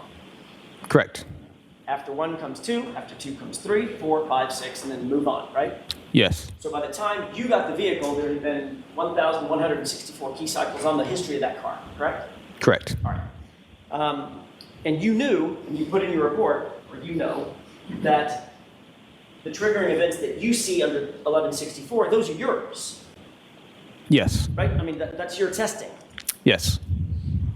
And you were very clear that the triggers that you recorded, that you talked to Mr. Lally about, were two key cycles before that, Yes. meaning ignition cycles at least, right? Yes, there were 2 key cycles. That. Stated in your report, well, let me finish one other point. You said that the mileage difference between these 2 triggers and the triggers that occurred while testing was 36 miles. You just said that, right? Yes. And the key cycle difference was exactly 2 key cycles, right? Yes. 1164, 1163, 1162. That's the triggering events, correct? That's correct. You also reiterated in your report in paragraph 23, 24, 26, and 29, and also in this exhibit in your CARS report, that the triggers occurred at key cycle 1162, right? Yes. You were assisted in your CARS report, I think you mentioned Trooper Zach Clark, is that right? Yes. Trooper Proctor assisted to a certain degree, correct? Yes. Trooper Larini, Carol Larini, is that right? Yes. Also Sergeant Sean Good of Canton PD assisted as well, correct? Yes, in a sense. Did they all read the report before it was finalized? No. Did you have any supervisor read the report before it was finalized? Yes. And he agreed with the assessments in the report? Yes.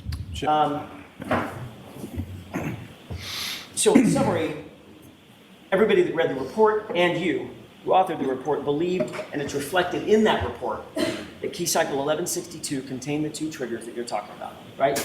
Yes. That's the 3-point turn, I guess it's now a 3-point turn, right? Changing direction, and then Yes. the reverse at 24 miles per hour, correct? Correct. And you even went on and testified to that exact thing under oath in front of the state grand jury, correct? Yes. Wait, hold on. Under the text streams? On the key cycles. Not in grand jury. Okay. Testified to it on direct examination on Friday and again this morning. Yes, correct. If your testing occurred at key cycle 1164, that means you turned the engine on, the ignition on to start your testing, correct?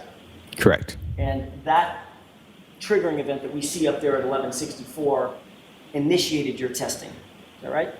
Yes. All right. So that 1164 is where that's where there's no more unknowns, in other words. Right? You know exactly where the car is, who's in the car, who turned the car on, and what the triggering events were and what they reflected, because you did it, correct? Correct. It's you. Yes. So that would be the cornerstone, basically, of your entire analysis of the key cycles. Say again. The cornerstone, in Like- other words, the one known that is immovable, it's immutable, is 1164 began your testing. Is that right? Objection. Is that right? I'm going to allow the question. Yeah, that's when the car was in state custody. All right. So starting at 1164 and counting backward, before you started your testing, you know that the SUV had to be started, the ignition had to be turned over, and it was driven to the Sally Port in Canton at 5:31 p.m. from a tow truck on January 29th, correct? I didn't know that. You did or did not? Did not know that. Okay. Assuming that the car had to be started and put on a tow truck, that would be key cycle what? I don't know how. I can't speak to the fact that recorded a key cycle at that time. I can't hear you. I can't speak to the fact that we record a key cycle at that time. Okay. If the car was turned on and driven onto a tow truck, would that be a key cycle? I don't know because these keys record different ways, so I can't speak to how or why it did not record on there. All I can speak to is that those are the key cycles. The odometer mileage is more what I was going after on this whole thing. Trooper Paul, you just said unequivocally, when a car is turned on and then turned off, there's a key cycle. I said when the car without the ignition on, that's a key cycle. Right. That's correct. That's what I mean, when it's turned on, when the engine turns on. That's the definition of what it is. I can't speak to why it didn't go on, why it did not record. Well,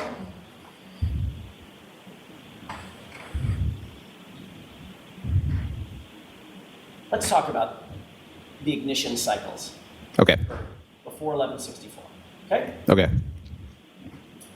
Obviously, the car had to get to Canton PD because you saw it there, correct? Correct. Assume for purposes of my question, the car was turned on, and there's a video of it turning on, driving up onto a flatbed tow truck. Yes. That would be ignition cycle, I'm gonna use your word, key cycle, ignition cycle, 1163, correct? Again, ignition cycle, key cycles are two different things. Which word do you want me to use? If you want to talk about key cycles, key cycles. If you want to talk about ignition cycles, it's ignition cycles when the vehicle gets turned on. A key cycle does not mean to be turned on. But every single ignition cycle includes a key cycle. You can't have an ignition cycle without a key cycle, correct? Well, if you want to talk about it, just use the key cycles or ignition cycles. I'm trying to make sure this gets out. I'm sorry. I'm trying to make sure that this gets put out the correct way. Every ignition cycle includes a key cycle, correct? In a sense, By definition, it has to, right? it doesn't have to. They record multiple different ways. You can have an ignition cycle without a key cycle. I don't know how they recorded, but it could happen. Explain that. How could that possibly happen? Because a key cycle is when it turns on, not engine running, and then turns off. Okay, so work with me here. Ignition cycle is when it turns on, engine running for 2 seconds, and then comes off. Okay, so Or the 2 seconds, if it's not on long enough, it might not record one. okay, let's ignore the 2 seconds. Okay. That's not what we're doing. Okay. All right. Let's assume that it's an old-fashioned type of key. Okay. Okay. Halfway on, the electricity is on. It's like it used to be called ACC. Accessories, Yes. right? Yep. That's a key cycle, correct? For that intensive purpose, yes. This vehicle's not a key cycle, or not a Then you thing. keep turning, Okay. and that turns the engine on, right? It turns engine on, It's correct. an ignition cycle, right? Yes.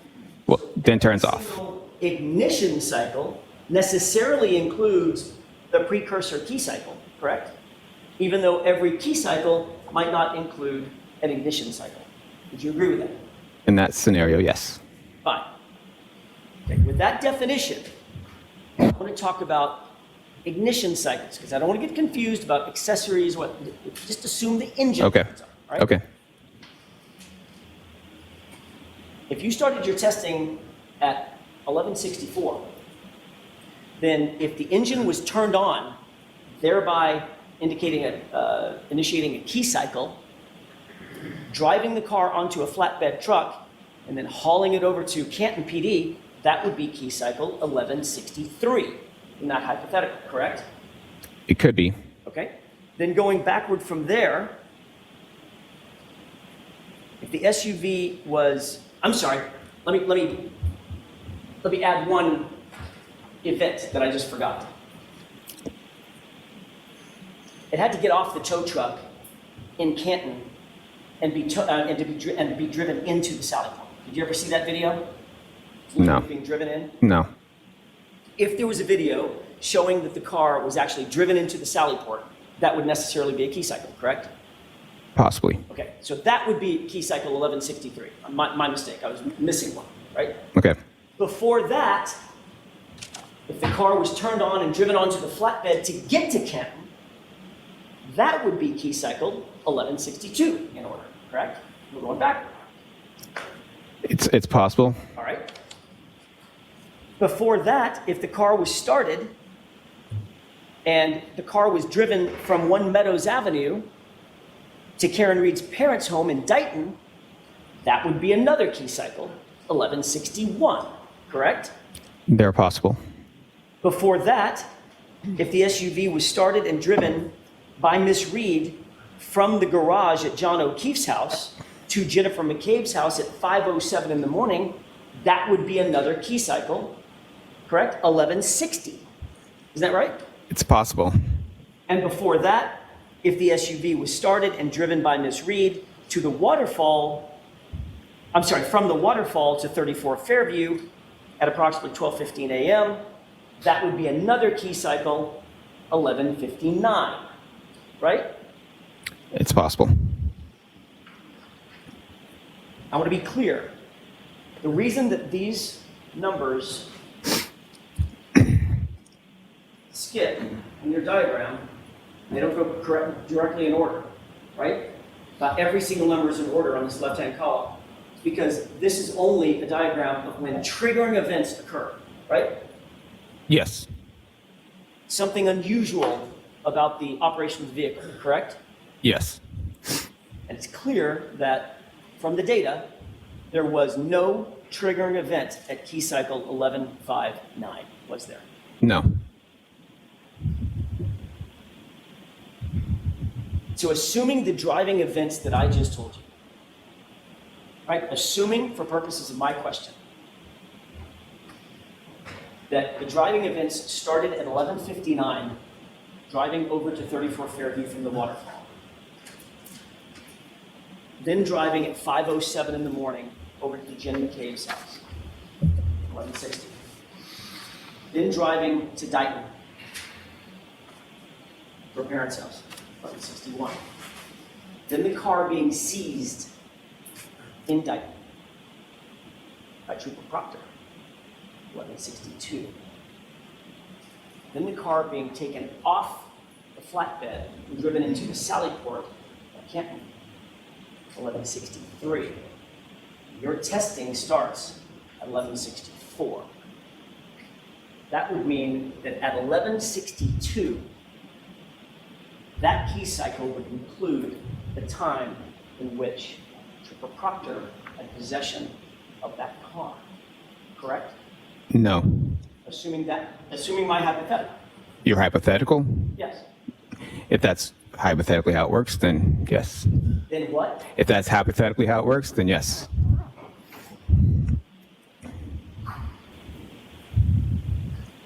On June 9th, 2022, you were asked by a grand jury whether you knew or had done any scientific testing to determine the distance a body would actually travel struck by a vehicle. Remember that? Not that specifically. Not in that way.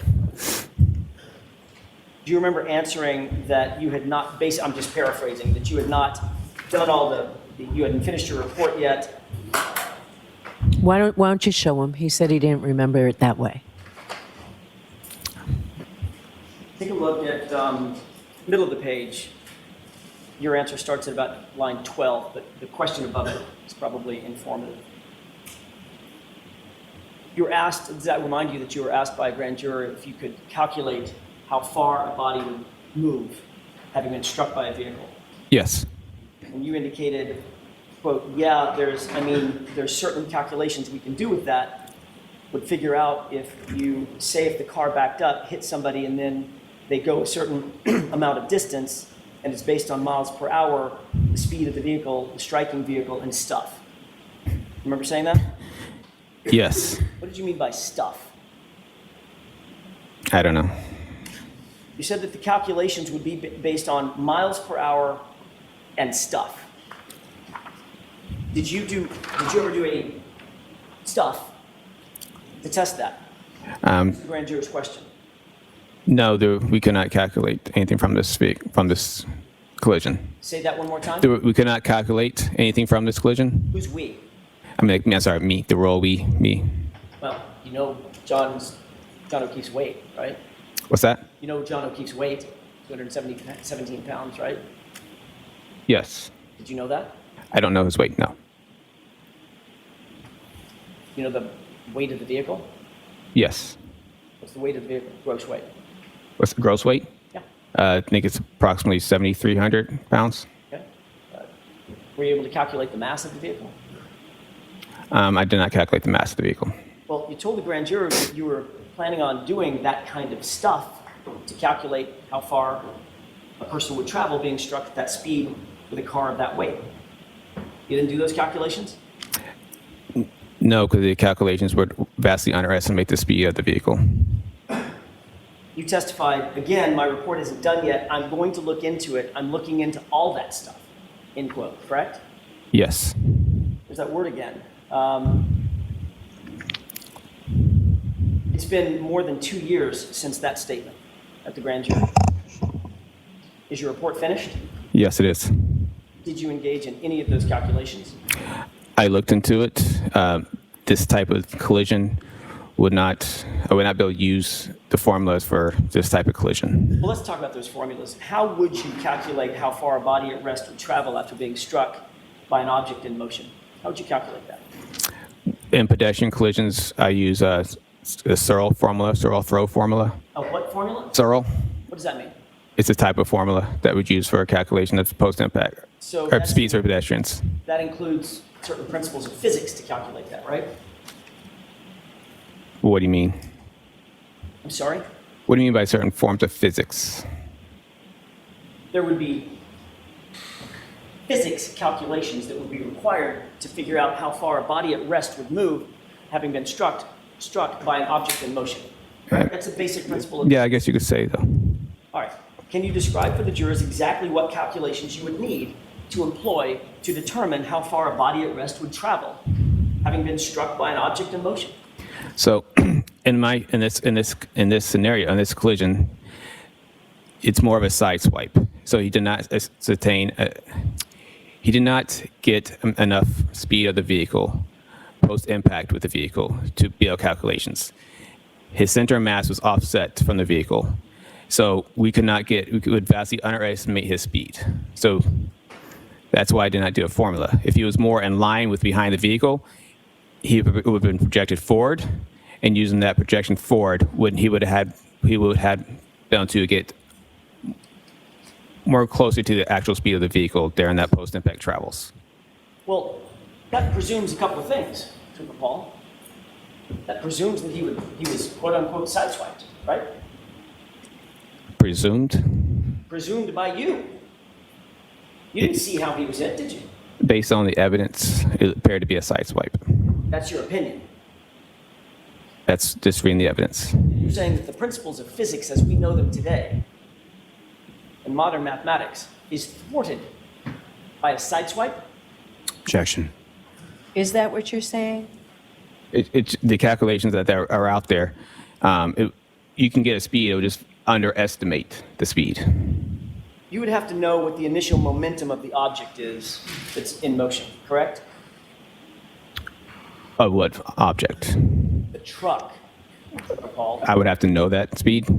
Yeah, you'd have to know what the initial momentum is, not speed, momentum. There's a difference, Okay. right? Would you agree with that? No. You wouldn't have to calculate what the initial momentum is of the object in motion to determine the distance of the body at rest would move? Well, in that sense, are we talking about trying to find the speed of the vehicle? That's usually what we're trying to do. Right, okay. Well, let's put the speed of the vehicle aside. Let's talk about initial momentum. What's the formula for calculating initial momentum? There's different types of momentum formulas. Well, there's actually one type of momentum formula. It's to calculate momentum. Objection. Sustained. To calculate momentum, there is a single... So sustained. Ask it differently. Isn't it true, Tpr Paul, that there is a singular calculation for determining initial momentum? That is P equals M times V, where P is the momentum. You're solving for that. M is mass. You multiply that by velocity. Is that right? Pretty simple. You wouldn't use that in a pedestrian collision. Oh, because the pedestrian's somehow magically out of the realm of physics? Objection. Sustained. Is the pedestrian out of the realm of physics and calculations? No, it's the weight differential between the pedestrian and the vehicle. So if the vehicle is too heavy and the body is too light, you can't calculate the initial momentum of the vehicle? Yes. Got it. Where'd you learn that? It's in my math class. We only use momentum for a vehicle to vehicle. Math class? The crash reconstruction classes I have taken. Got it. Would you need to apply the theory of conservation of momentum in calculating these data? Do I need to calculate the conservation of momentum? Or of of conservation of momentum? Yes. You even know what that is? There's an equation for that as well, right? Yes. You know what that is? Not off the top of my head, but yes.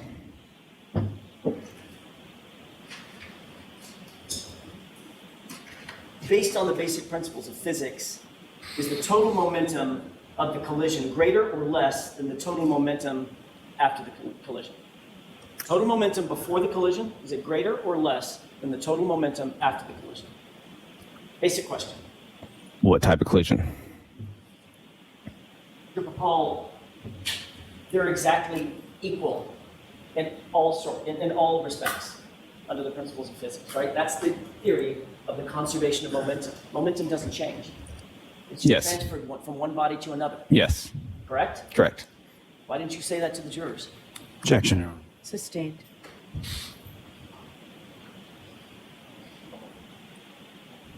Tpr Paul, if you were qualified to, quote, look into all this stuff, you would probably know these answers, wouldn't you? Objection. Sustained. Are there any other calculations that you need to figure out the stuff that you were talking to about with the grand jury? Objection. Sustained. How about calculating the final velocity of the objects after the collision? Would that be important? What objects? That would be John O'Keefe's body, sir. Object I don't. that you claim was flying through the air 30 feet. Okay, Objection. sustained. How about calculating the displacement using kinematic equations? Would you be able to do that? The displacement of the body. In order to calculate how far the body would move based on the mass of the object striking the body, could you use displacement using kinematic equations? So, like I said before, the side swipe, he would not have gotten 100% of the vehicle, 100% of the speed of the striking vehicle. It would have vastly underestimated this vehicle. You couldn't hit a person and side swipe them, spin them off to the side, and have that and get a speed from those calculations. So you're saying that the discipline of physics cannot figure out how far John O'Keefe's body would move, but you personally figured out that he would have flown now somewhat, or been projected somewhat 30 feet. Objection. Sustained. Are you saying that the principles of physics are incapable of determining with the proper calculations how far John O'Keefe's body would have moved given the collision at issue? Objection. Is that what you're saying, Trooper? No. Okay, next question. Well, you just said because it was a side swipe, all these calculations, these physics calculations are inapplicable, right? I'm saying it would underestimate the speed and the distance. The truth is, Tpr Paul, you have no idea what all these physics calculations mean, do you? Objection. Sustained. You've not been trained in physics formally, have you? Yes. You have been, It's incorporated into the classes. right? You had a few classes that use the word physics, but you haven't been formally trained in physics, have you? Objection. Sustained. You haven't been formally trained in kinematics, correct? It's in the aspects of all our crash reconstruction classes. You haven't been formally trained and hold no degrees in biomechanics, do you? I do not have a degree in biomechanics. In fact, basically what you did in this case was calculated emission cycles. And you got those wrong, right? Objection. Sustained. Come on, Mr. Jackson. Ask the appropriate part of the question, you'll get it.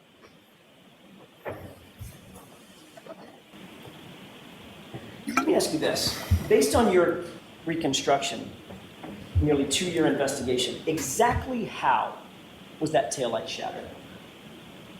Explain it to us. How does the taillight? What do you? It gets so the taillight in this case was shattered when it was struck John O'Keefe's arm. Exactly what part of his arm? It, based on what I saw for his injuries, was from the upper part of his arm down. Was his arm out? And it just struck the arm like a hinge? Was it in front of him? You did the reconstruction? It looked. Here's exactly how his body was positioned when he was struck by that. So it looks like his arm was more kind of like this. If I can try to get that. You're indicating out by his side, correct? Yes. All right. And the taillight would have struck his arm, right? Yes. Not his torso. Yes. Okay. So the full mass, the full weight of that truck hit him basically at the elbow. Is that right? Missing his no. torso. Oh, I said it. Yeah, from upper part of the arm Right. down. The Yeah. elbow and the biceps. I didn't see anything that shows an indication that this lower torso was struck, but Okay. So his torso. it's not saying it could not have been possibility, but I just didn't see anything. So his torso was spared from being hit, but the arm took the brunt, the full force of the vehicle, correct? Like arm and shoulder, yes. Okay. And you said he then did a spin, like a sort of a pirouette? He got spun around possibly the way he struck, it looked like it could have turned around counterclockwise. Okay. So if he turns around counterclockwise, is he turning around in the air counterclockwise? Yes, initially. So he gets hit on the upper biceps, shoulder area, and down to the forearm, right? Yes, By an unbroken taillight, right? yes, In other words, it's nice and smooth. Nothing, no shards of plastic or anything broken at the time that it made contact with his arm, right? correct. Okay. So how did his arm get all cut up? Because when his arm struck the taillight then cracked, and as the car is driving past him, the taillight could scratch it. Got it. So he gets hit by the car, not his torso, just the arm. The taillight cracks, and as it passes by, his arm stays with it long enough to get striations, those scratches that we see, those lacerations, those abrasions that we see, right?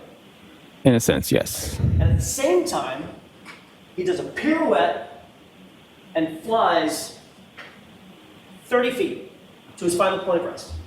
I don't know if he did a pirouette. Well, I'm using the word pirouette. He spun around. He started rotating counterclockwise. I don't know how far he ran counterclockwise, but he started rotating. According to that, would push him to rotate counterclockwise. Whether or not he went counterclockwise all the way to his back toward the ground, it seems like a most likely possibility. Got it. Did you account for the fact that his arm is on a hinge? Is what? Say again? Did you account for the fact in this scenario that you just told the jurors that his arm is on a hinge? On a It's called hinge. Shoulder. Okay. Okay? So the arm got hit. Didn't his arm just swing? I said arm and shoulder area, so his arm could have been considered part of it. Even if his shoulder got the upper, Okay. you're pointing to his upper biceps. Right? There's no injuries on his shoulder, not a single one, not even a bruise, right? Like I said, it looked like to me it was from up here. I don't know how far I can up back here, but it was up here. Well, So you're the one that talked about his injuries on his arm. yes. That's limited to about mid biceps, to about mid forearm, correct? Okay. Right? Yes. No injuries on the shoulder, no injuries on the torso, no injuries on the ribs, no injuries on the back, correct? Is that right? Yes. So your theory is you got hit on the arm, took the brunt of the force from the taillight on the arm, stayed with the vehicle long enough for the taillight to explode, basically, to shatter. Then these striations get on his arm, abrasions.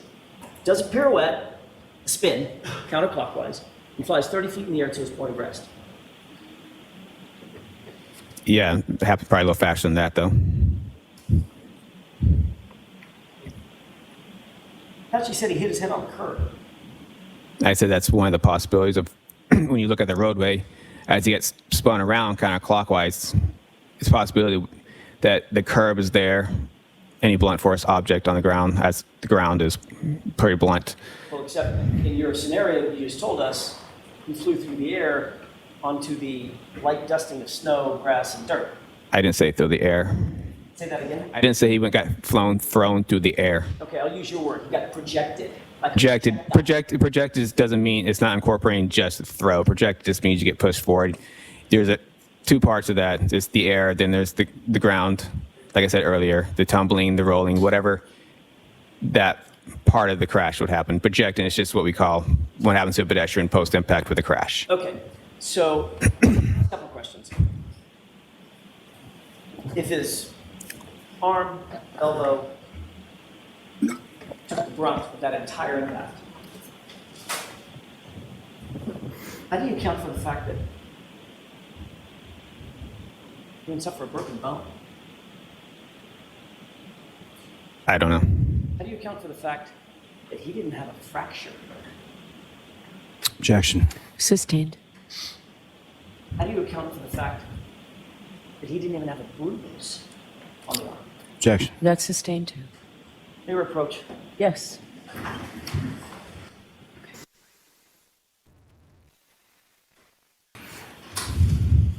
May I inquire, Your Honor? Yes. The truth is, Tpr Paul, you know, having investigated auto pedestrian accidents in the past, that John O'Keefe's injuries do not look anything like an automobile pedestrian accident, do they? Yes, I do. Isn't it true, Trooper Paul, you came to these opinions and conclusions because Trooper Proctor told you to come to these opinions and conclusions in furtherance of his investigation? That is not true. That's why you have these opinions and conclusions that just don't make sense, correct? That is not true. And you're just trying to fit a square peg into a round hole. Objection. Sustained. All right, jurors will take the morning recess. All rise for the court, please. And I'll see counsel at sidebar about scheduling.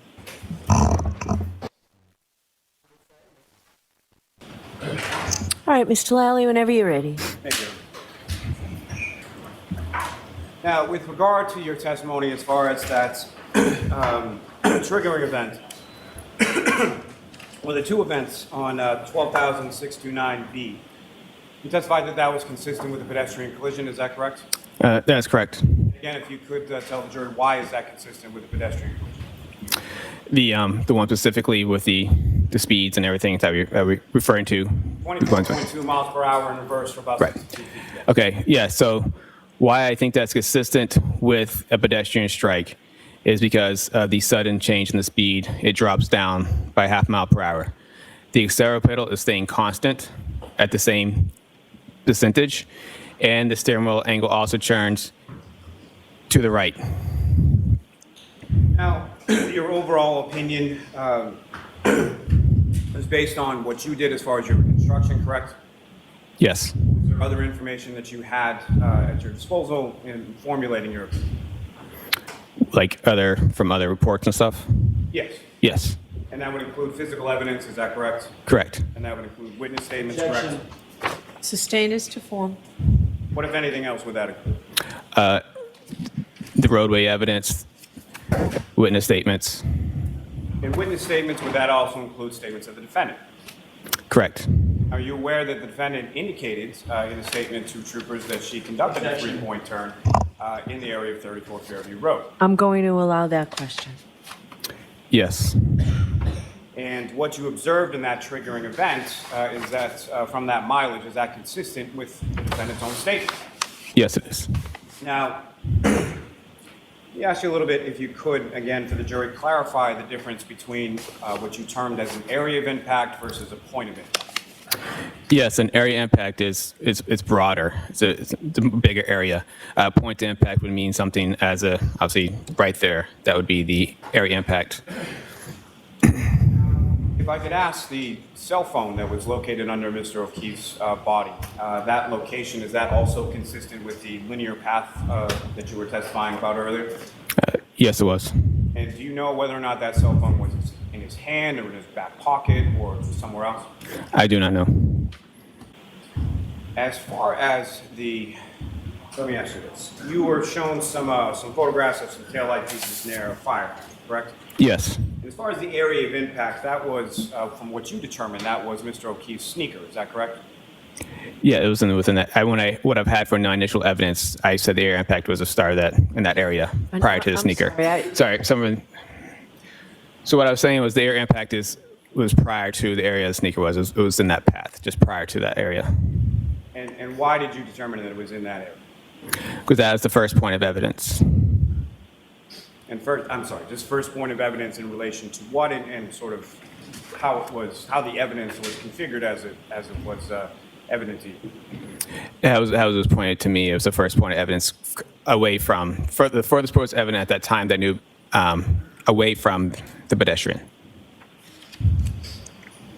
May I approach the witness, Your Honor? Yes. And sir, I'm showing you what's been marked as Exhibit 58. Do you recognize what's depicted in that photograph? Yes. And Your Honor, with the court's permission, if I publish that to the jury, Okay, what exhibit number is it? 58. Thank you. And Trooper Paul, do you recognize what's up on the screen? Yes, I do. What do you recognize that? There's 34 at Fairview to the left side, and there's the fire hydrant. And as far as these photographs and the photographs shown to you by Mr. Jackson on cross-examination, do you know when those photographs were taken? I do not know specifically at what time those were taken. You don't know if those photographs were taken on February 3rd, 2022? Objection. Is the objection sustained?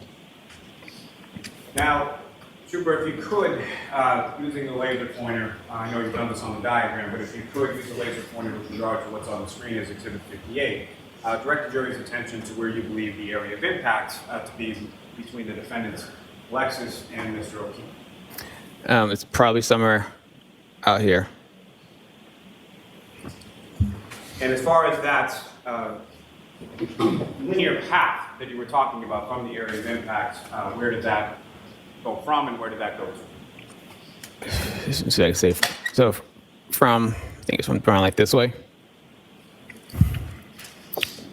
Heck, Ms. Gilman, you can take that time. May I approach this retrieve here? Now, Trooper, if you could explain to the jury as far as what you were describing as Mr. O'Keefe's post-impact movement, starting sort of with the point of impact between himself and the SUV to the point where he comes to final rest on the lawn. Yes, so he was struck along the right side in the area of his arm, and then he was, post-impact with the Lexus, he rotated counterclockwise and eventually hit the ground and came to final rest.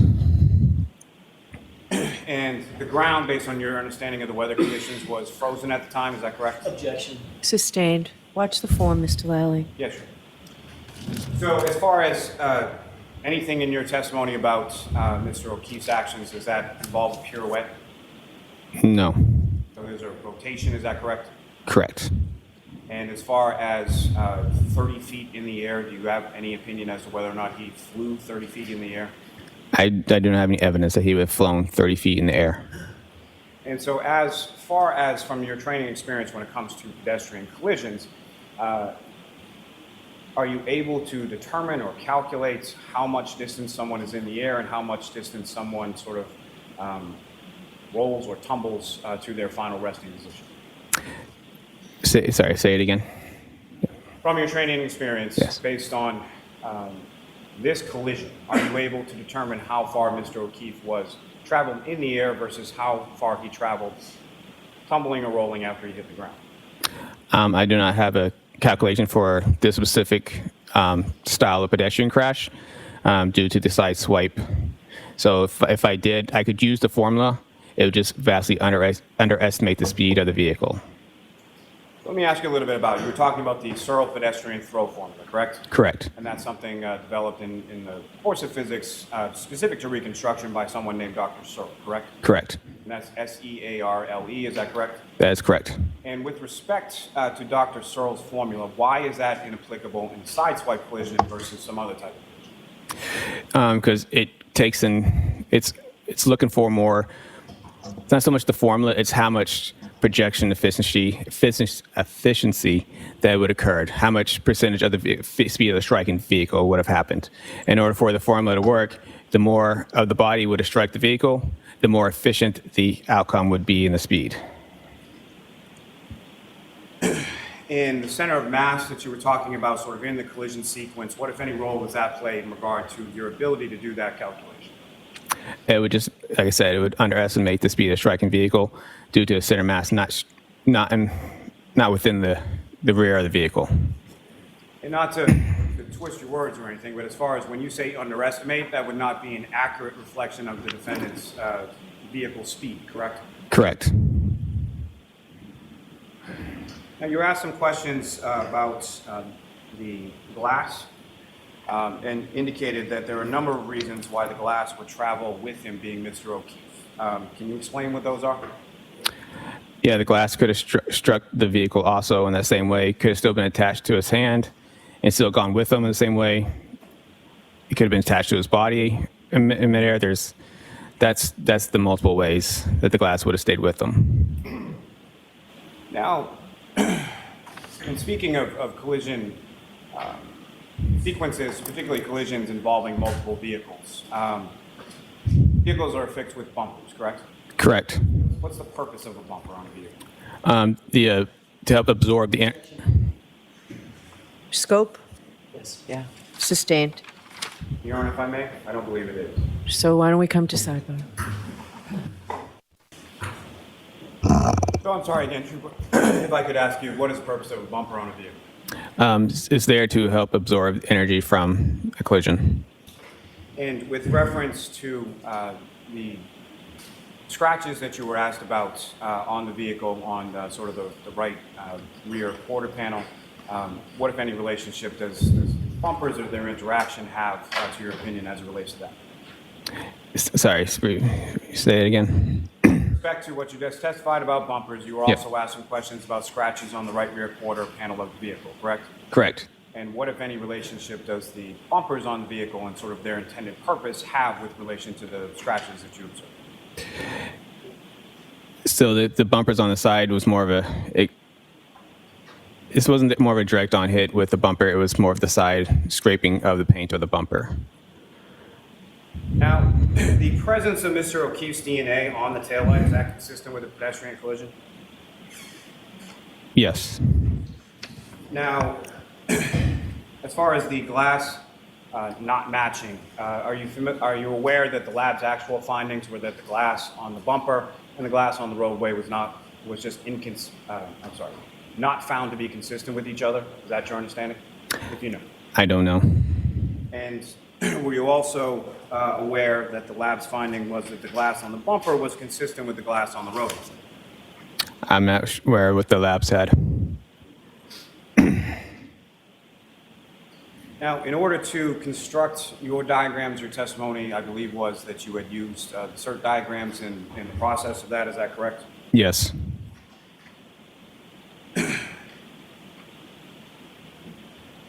And if I could turn back to that 12629B, the mileage from the tech stream data.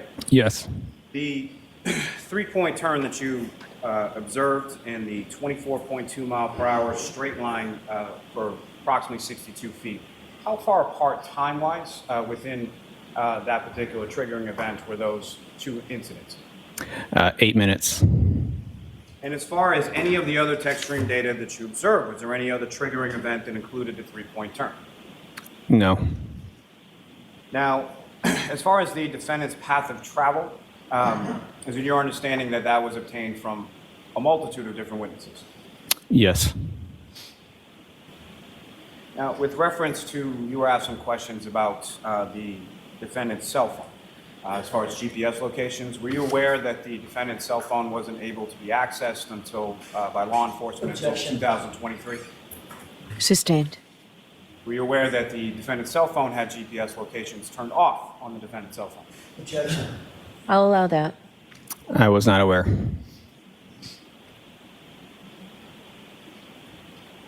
Now, as far as placing the vehicle during that triggering event, 12629B, did you use key cycles to put it back at that location at that time?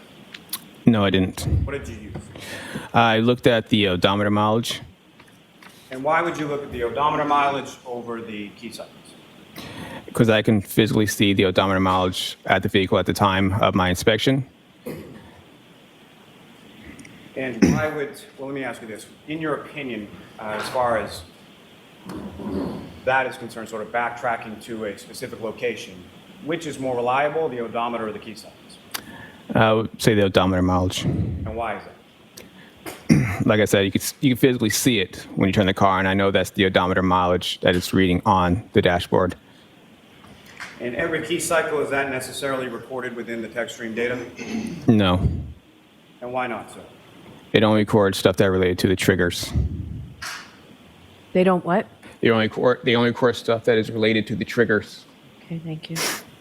As far as counsel's hypothetical with regard to the key cycles, is it your opinion that that hypothetical is accurate or inaccurate? Inaccurate, And why so? because it also would be you also add the odometer mileage onto the key cycle, so those key cycles and odometer mileage are on the same trigger, and plus the data seems consistent with everything else that's going on with this collision. Now, Fair to say that you were not outside of 34 Fairview Road on January 29th, sometime around 12:20 to 12:30 a.m., is that correct? That's correct. And so fair to say that you don't know exactly how Mr. O'Keefe and/or Glass or anything that he was holding interacted with the defendant's vehicle at that time? Objection. I'll allow it. Is that true? I do not. And so based on your training and experience and the number of pedestrian crashes that you've investigated, again, if you could, one last time, just describe to the jury how you believe the vehicle interacted with Mr. O'Keefe and why. Objection. Sustained. It's asked and answered. With reference to what you've described as far as the interaction between Mr. O'Keefe and the vehicle, why is that your opinion? Objection. I'll allow that. Based on the evidence from the vehicle, based on the injuries to John O'Keefe, the taillight appears to be broken and it's sharp plastic pieces that could have ripped his arm, and also the dent with the scratches above it is consistent with a hand holding a glass and the glass on top smashing on the vehicle, and the hand smashing the vehicle. You can see there's a line between scratches and a dent there. Thank you. Nothing further.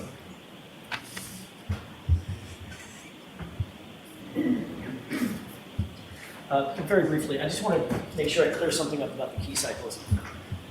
You're not suggesting that every key cycle in the history of the car is on this page, correct? That's correct. I'm pulling up Exhibit 591. Okay? That indicates key cycles that have triggering events, correct? Yes. Triggering events are something that the manufacturer includes in basically a list of items that will be a triggering event, correct? Yes. It's a list of items basically for mechanics to figure out if there's some unusual driving or unusual event with the vehicle, correct? Yes. But the key cycles go in order. They're numerical, 1 through whatever. Correct. And the hypothetical that I gave you on cross-examination, with those driving incidents, each one of those would represent a key cycle, correct? So in your hypothetical, I mean, assume that it should create a key cycle, but that you can't just say that key cycle is from that, because I didn't just use key cycles. I used the odometer mileage on top of it. So you have to have key cycle and odometer. Right. Interestingly, though, when you testified on direct examination, you said your analysis, this was on Friday, before the weekend. By the way, over the weekend, did you watch anything on, I don't know, YouTube or any social media? No. Nothing. No. No. Did you have any conversations with Mr. Lally about these key cycles and problems? No. Did you have any conversations with anybody about the issues with the key cycles? No. Did you realize at some point between Friday and today that I was probably going to ask you some questions about key cycles? Objection. Did you realize that yourself?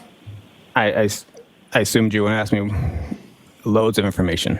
So on Friday, you didn't mention that your analysis was based on mileage, did you? Objection.